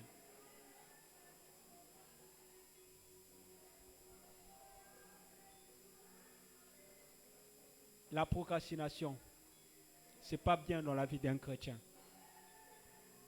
Le dimanche passé, j'ai dit, la Bible dit ceci, rachetez le temps, car les jours sont mauvais. Quand Dieu te dit de faire quelque chose maintenant, n'attends pas demain.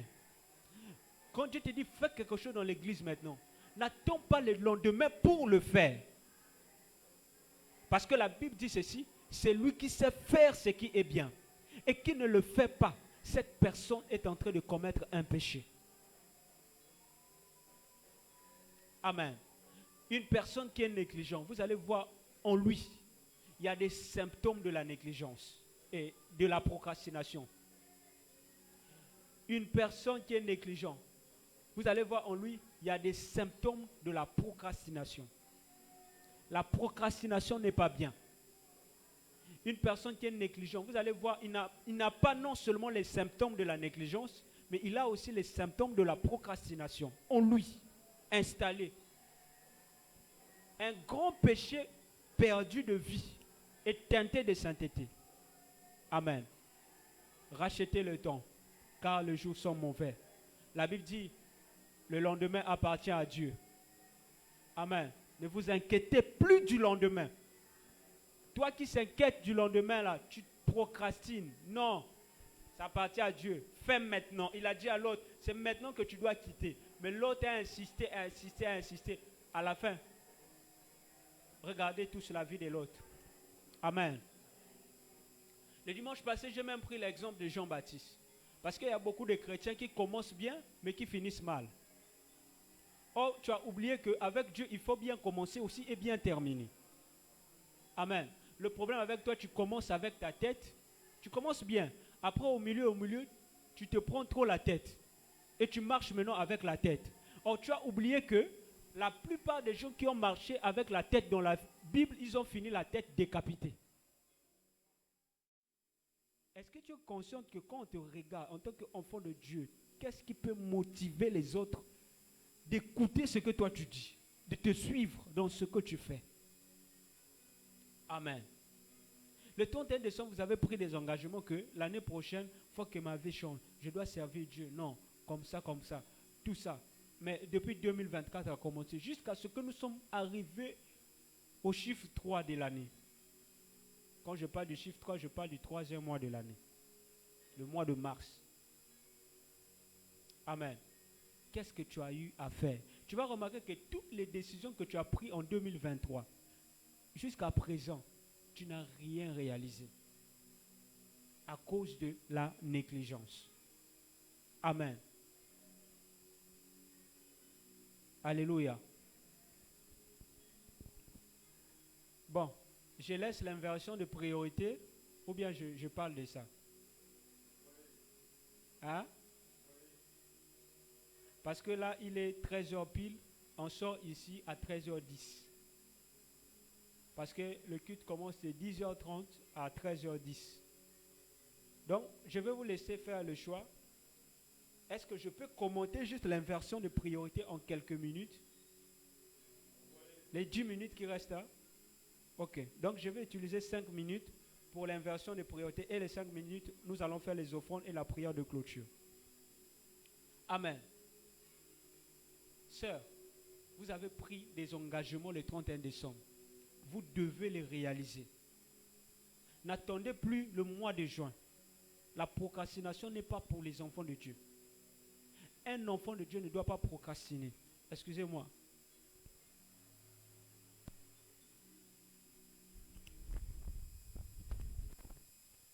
Un enfant de Dieu ne doit pas procrastiner.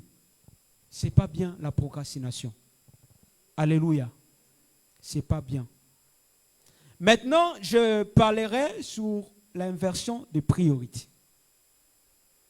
Pourquoi je parle de ça? Parce qu'il y a des personnes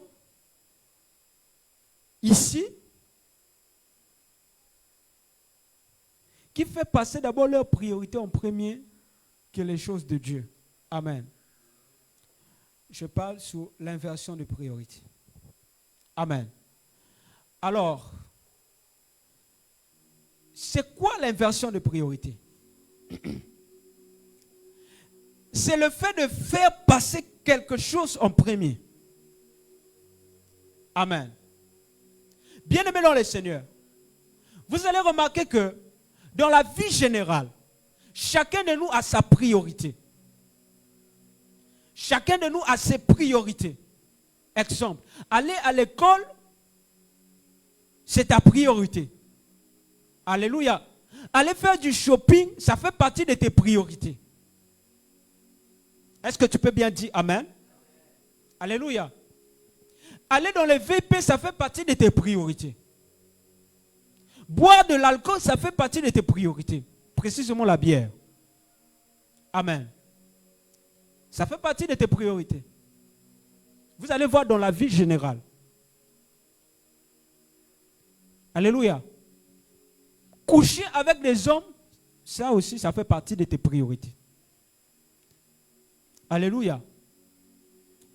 Mais, en tant qu'enfant de Dieu, alléluia, la priorité des priorités doit être d'abord Jésus.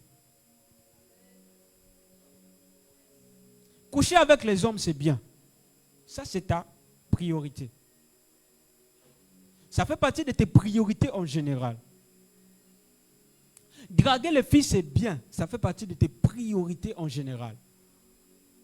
Aller au travail, c'est bien. Ça fait partie de tes priorités.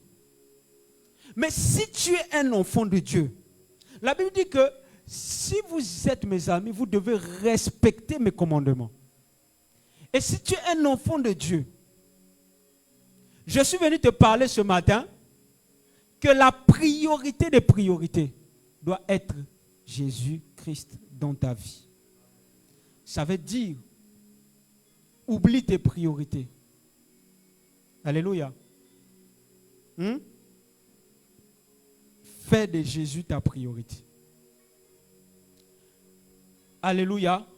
Les problèmes qui détruisent plusieurs personnes aujourd'hui, vous allez remarquer que ces personnes, ils ont mis Jésus derrière, mais ils ont mis d'abord leur propre priorité devant. Amen. Vous allez remarquer que les enfants d'Israël, Dieu leur avait demandé de posséder la nation. Amen. De posséder les terres. Mais vous allez remarquer qu'ils ont manifesté d'abord l'inversion de priorité. La Bible dit que Dieu leur avait béni. Mais ils étaient en train d'abord de prendre soin de leur maison. Mais la maison de Dieu, ils avaient négligé. Amen. L'inversion de priorité.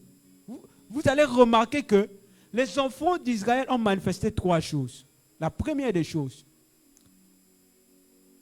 Dieu leur demande de posséder les terres. Dieu leur donne en fait l'opportunité de posséder les terres et les nations. Mais eux, en premier lieu, Dieu leur a bénis. Mais eux, en premier lieu, qu'est-ce qu'ils ont fait? 1. Ils ont pratiqué la procrastination. Amen. 2. La négligence. 3. L'inversion de priorité. Parce que la Bible dit qu'ils étaient en train d'abord de s'occuper de leur maison. Mais la maison de Dieu, ils ont négligé. Là-bas, vous allez voir qu'il y a la négligence, il y a l'inversion de priorité et il y a la procrastination. Amen. Maintenant, je ne parle pas aux enfants d'Israël ce matin. Il est le Dieu d'Abraham, d'Isaac et de Jacob. Je parle à toi qui es en face de moi. Quelle est ta priorité? Répondez-moi. Est-ce que tu fais de la prière ta priorité? Est-ce que tu fais de l'église de Dieu vivant ta priorité? Est-ce que tu fais de l'église du Dieu vivant ta priorité? Est-ce que tu fais de Christ ta priorité? Amen. Je te donne quelques minutes de réfléchir. Qui est ta priorité? Et vous allez voir de nos jours, il y a une catégorie de personnes. La priorité des priorités dans leur vie, c'est leur prophète. C'est leur pasteur.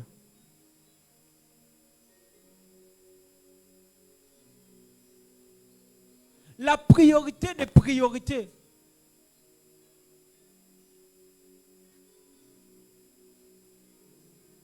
Dans leur vie, ce n'est plus Jésus. C'est autre chose. Réfléchis. Réfléchis bien. Amen. N'oubliez pas, la Bible dit ceci. Il est l'alpha et oméga. Il est le Dieu des commencements et le Dieu des fins. Commence bien et termine bien. Là, on a commencé sur la terre, mais la fin, c'est ce jour-là. Amen. Là où nous allons nous retrouver devant notre Père, notre Dieu, notre Seigneur Jésus-Christ de Nazareth. Il va nous juger selon notre conduite ici sur la terre. Ne te laisse pas influencer par le diable. Tu te laisses trop influencer par tes soeurs, tes colocataires. Non, ne va pas. Même ton colocataire, ta propre chambre, mais tu vois que ton colocataire vient pour te commander. Et toi, tu as fait de ta priorité ta colocataire ou ton colocataire. Non, évitez ça. Ta priorité doit être Dieu. Quand il s'agit des choses de Dieu, mets ça en premier et tu seras béni. Est-ce que tu peux dire Amen? Que Dieu vous bénisse et qu'il bénisse sa parole.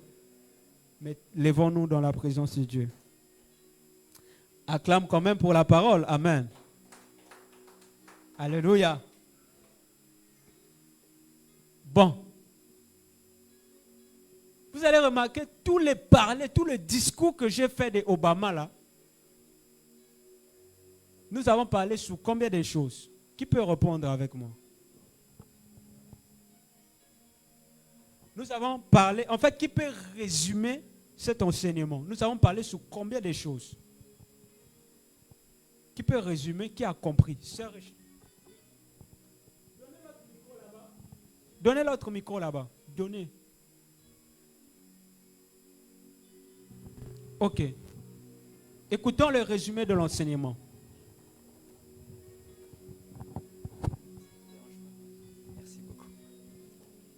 Merci beaucoup, prophète. Ok. Donc pour ma part, Ah, c'était profond, merci. Ok. Énorme, énorme. J'ai retenu trois types en tout cas dans l'introduction, hein, c'est vraiment la partie qui m'a beaucoup touché. Trois types de personnes, hein, trois types de personnes qui sont négligents. Ouais.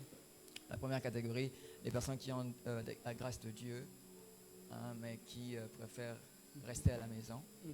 Donc ça, c'était même le deuxième. Le premier, c'est d'abord la négligence vis-à-vis de le fait d'aller à l'église, fréquenter ouais. l'église.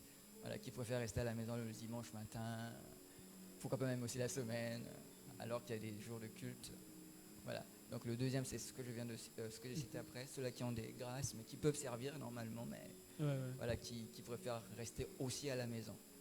Il y avait une sous-catégorie à ça qui disait que les personnes qui, certes, viennent à l'église, mais qui ont des grâces, mais qui préfèrent... Rapprochez un peu le micro. Qui préfèrent s'asseoir. On leur dit, tiens, il y a une place vide, tu as la chose, tu peux venir, voilà. Mais les personnes préfèrent dire, demain, viens voir le pasteur demain. Et j'ai aimé cette partie où, excusez-moi, ça vous dérange pas?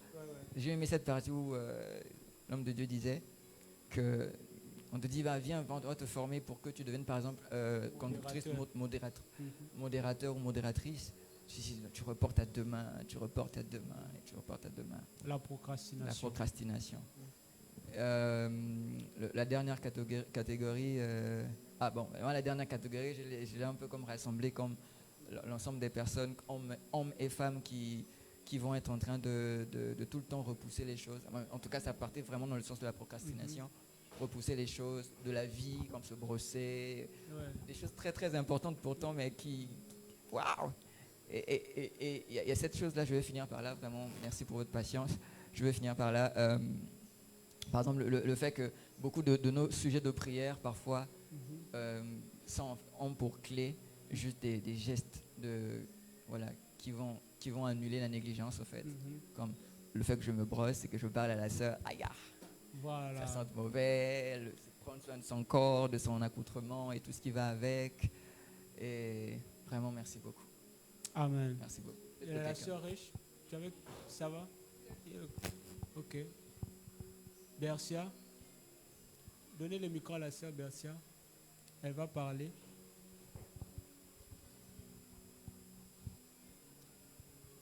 Un petit résumé pour l'enseignement de ce matin. Parce que c'est des choses que j'ai commencé à parler, je pense, depuis le début de ce mois. Et j'insiste beaucoup sur ça. Qu'est-ce que tu as compris? Surtout toi aujourd'hui, parce que aujourd'hui tu as reçu vraiment tout le résumé. Hein? Donc, qu'est-ce que tu as compris? Déjà au 1, ce que j'ai retenu, c'est concernant la négligence. La négligence. On doit vraiment s'efforcer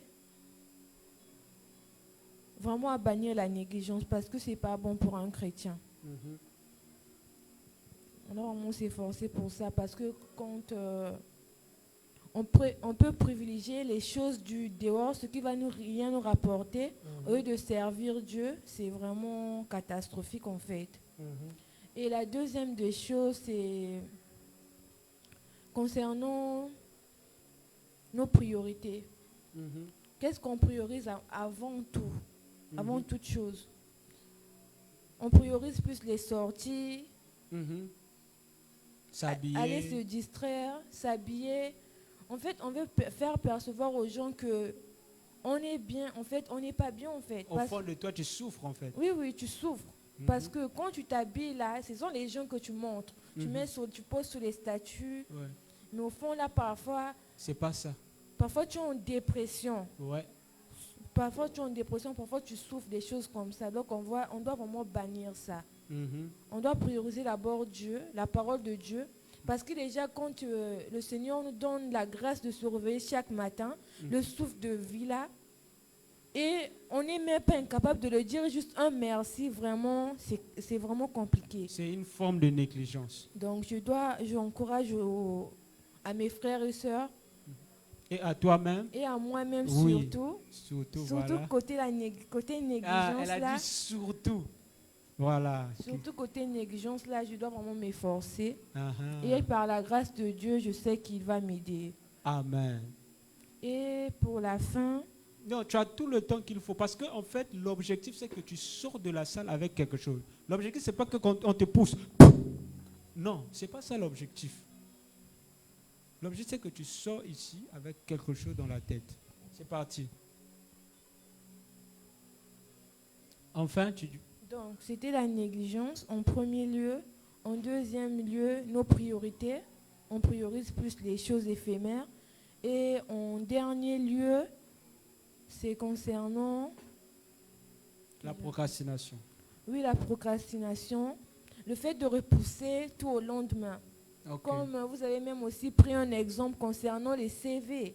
Oui. Des gens ont en train de chercher le boulot, de dire qu'ici, il n'y a pas le boulot à Dakar, des choses comme ça. Mais est-ce que tu t'es réveillé un bon matin pour dire non, Seigneur, je me réveille, j'ai mon CV avec moi.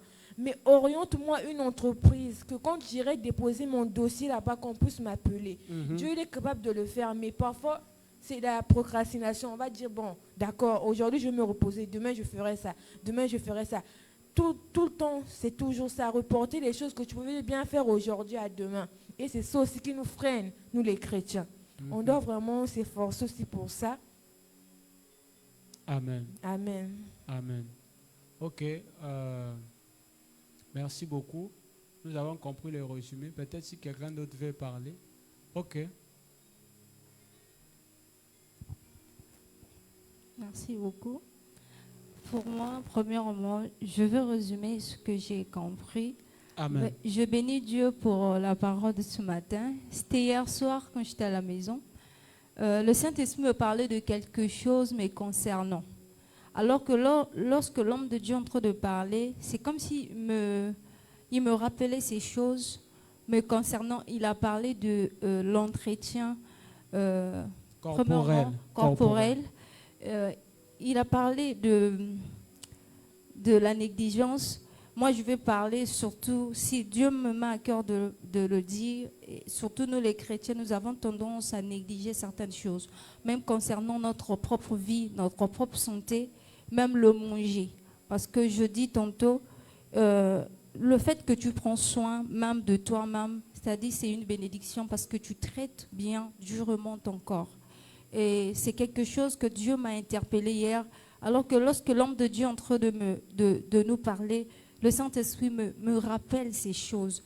Pour moi, je bénis Dieu pour ça. Et il m'a dit aussi, il a parlé aussi de la négligence dans le cadre du travail. Ça aussi, j'ai beaucoup noté et je bénis Dieu pour cette parole. Juste encourager, nous encourager par rapport à cette parole, appliquons-nous. Comme le Saint-Esprit m'a dit, celui qui se relâche de son travail est frère de celui qui détruit. Nous savons que celui qui détruit, c'est le diable. Si nous voulons être avec Dieu, nous devons nous appliquer et marcher selon ses voies. Amen. Amen. Dis à ton voisin, si quelqu'un veut parler, vous donnez le micro. Si c'est bon, ok. Dis à ton voisin, applique-toi. Dans la maison de Dieu, dans le service, voilà, continuez toutes les paroles. Faut saluer, dis-lui, applique-toi. Salue quelqu'un. Frère Rod, saluez quelqu'un. Sœur riche, salue quelqu'un, parle-lui bien, applique-toi dans le service.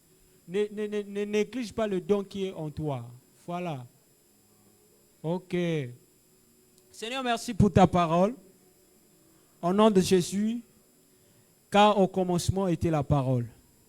Seigneur, je te bénis, je te rends des actions de grâce. Tu nous as parlé ce matin, dans le nom de Jésus. Amen.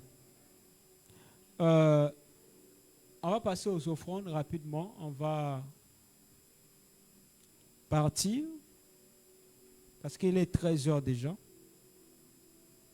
Tu vas prendre ton offrande.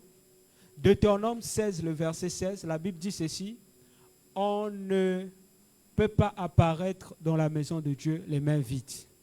Malachie 3, le verset 10, apportez dans la maison du trésor toutes les dîmes et vos offrandes, afin qu'il y ait toujours de la nourriture dans ma maison. Et vous verrez si je ne déverserai pas sur vous la bénédiction en abondance. Donc, Dieu nous a montré ce chapitre.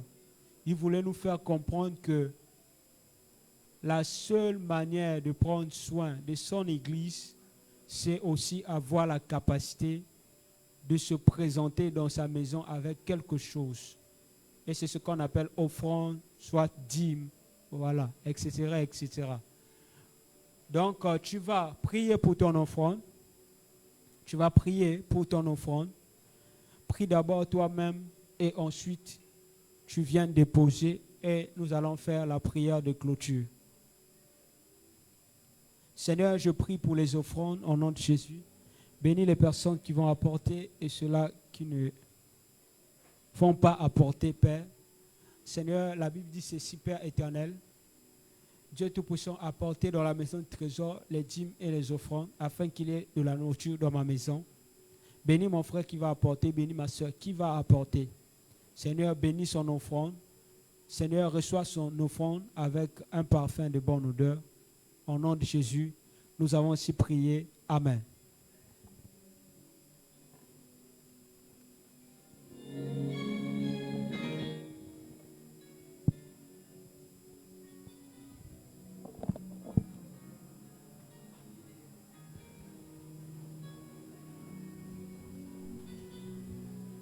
Amen.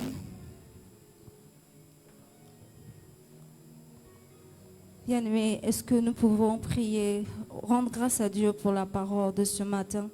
Cette parole nous a fait du bien. Est-ce que tu peux élever ta voix, bénir le nom de Dieu? Élevons nos voix, prions dans le nom de Jésus. Père, nous te bénissons et te rendons grâce. Merci Seigneur pour la parole ce matin. Merci Seigneur Dieu parce que tu nous as nourris. Car tu as dit dans ta parole, l'homme ne vivra pas seulement du pain, mais de toute parole qui sort de ta bouche. Alors que tu as utilisé, Seigneur, ton canal, qui est l'homme de Dieu, Seigneur, qui nous a parlé. Merci, Seigneur, parce que cette parole va nous transformer, Seigneur. Cette parole va emmener encore le shift en nous, Seigneur. Merci, Saint-Esprit de Dieu, pour ta grâce et ta faveur. Merci, Saint-Esprit, parce que par cette parole, Seigneur, tu transformes les vies et tu libères. Nous te bénissons et nous te rendons grâce. Dans le nom de Jésus-Christ de Nazareth. Amen. Amen. Quant aux annonces, le jeudi, normalement, nous avons culte chaque jeudi de 19h à 20h, vu que par rapport aussi à la disponibilité de tout un chacun, et nous avons ramené au mercredi, c'est en ligne, sur Google Meet, de 22h à 23h, 22h de Dakar. Et le samedi, nous avons normalement répétition chaque samedi. Et aussi également, nous avons ramené au mercredi, c'est ça la sœur Bercia, mercredi à 15h, nous avons répétition parce que le samedi, il y a d'autres qui sont au travail, il y a d'autres à l'école. Donc, on n'a pas vraiment le temps pour disposer. Bon, pour le dimanche, nous avons culte chaque dimanche de 10h pile. Normalement, c'est de 10h à 10h30, mais 10h pile, nous sommes là, le temps de nous préparer dans la présence de Dieu. 10h pile à 13h10. C'est chaque dimanche. J'aimerais encourager un frère. Lorsque tu viens dans la présence de Dieu, tu dois toujours inviter une sœur, un frère. C'est très important. Parce que, comme l'homme de Dieu vient de dire, Jésus revient bientôt et nous devons aussi impacter les autres. Nous devons impacter, évangéliser partout, même au travail, évangéliser.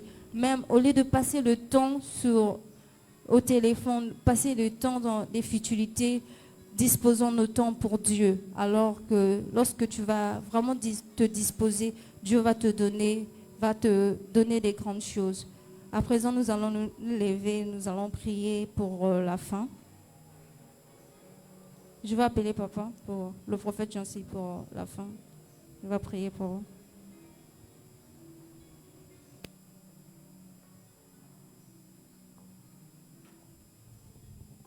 Amen. Merci beaucoup pour le sermon de ce matin.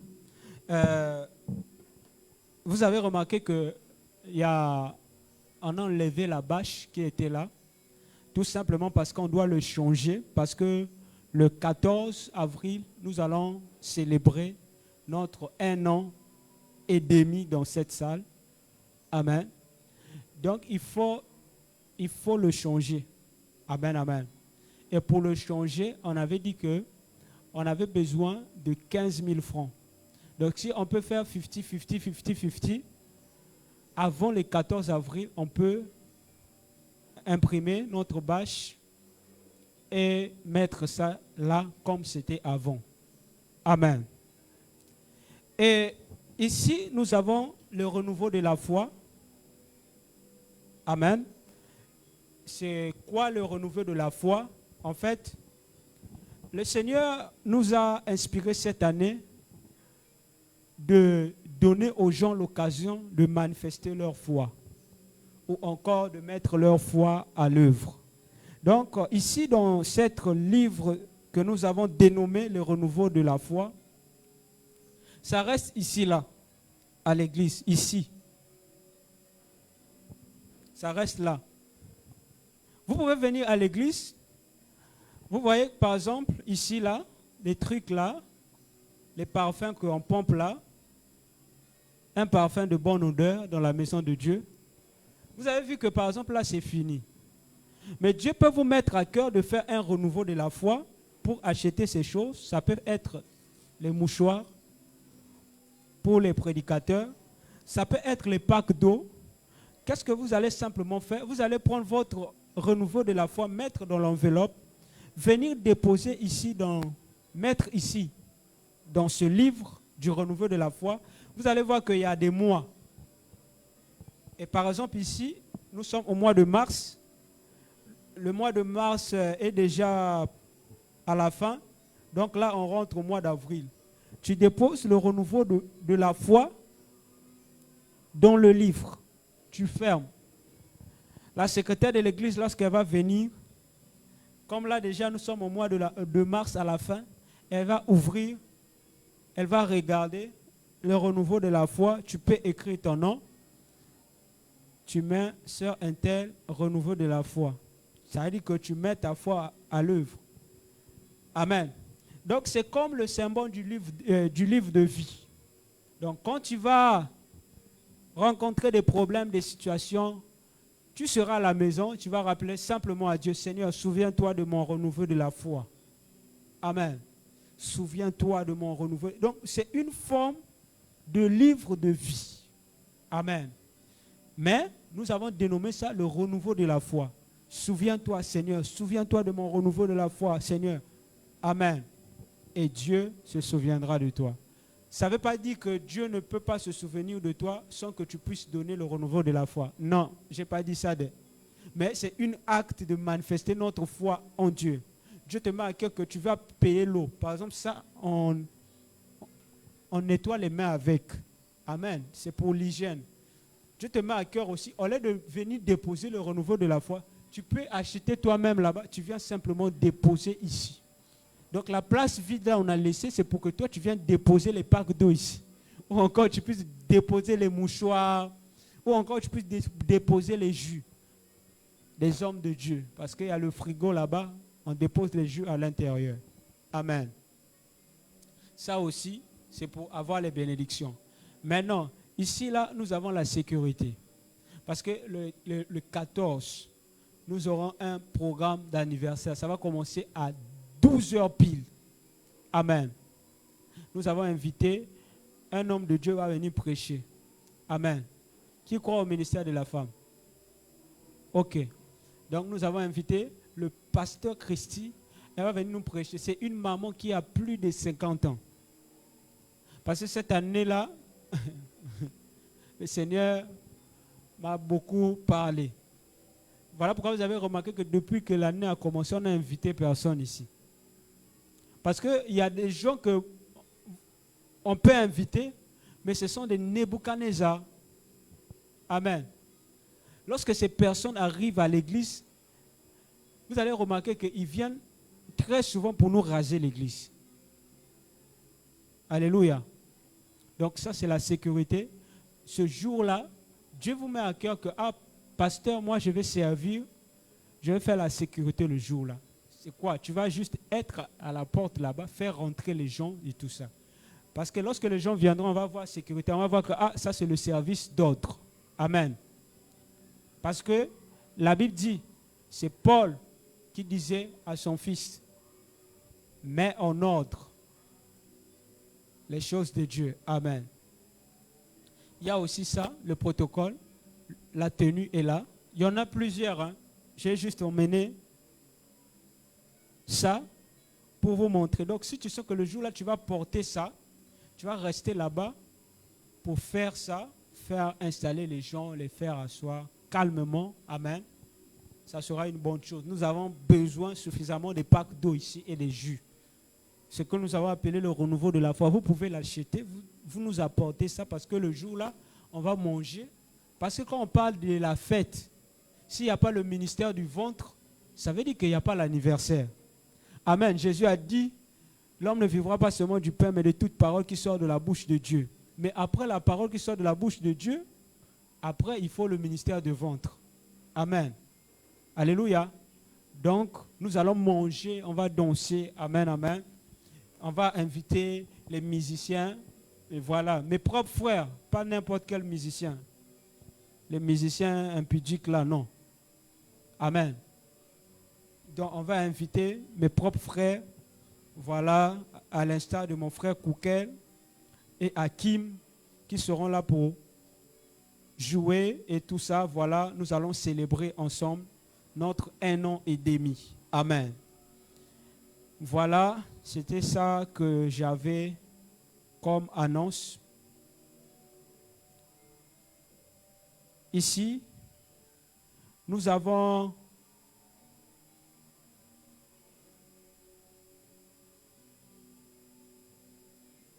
les offrandes. Je vais appeler le frère Roston qui va prier pour les offrandes. Donnez le frère Roston le micro.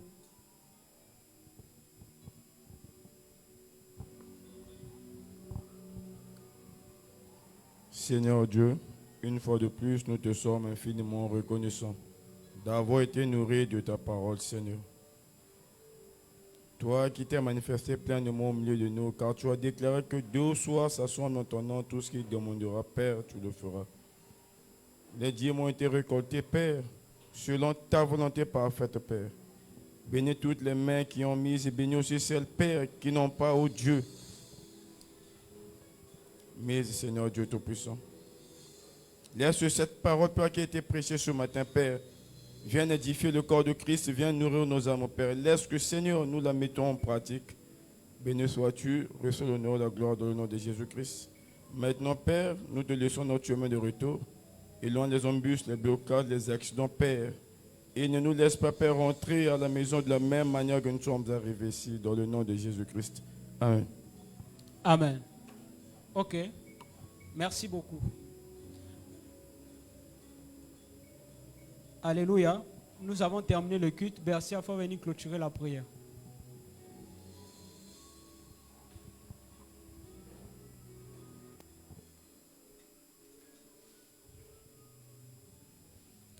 Éternel Dieu Tout-Puissant, nous te rendons grâce, nous te disons merci Seigneur parce que tu as commencé avec nous comme Alpha et tu termines avec nous comme Oméga Seigneur. Père, la semaine est encore longue Seigneur Dieu.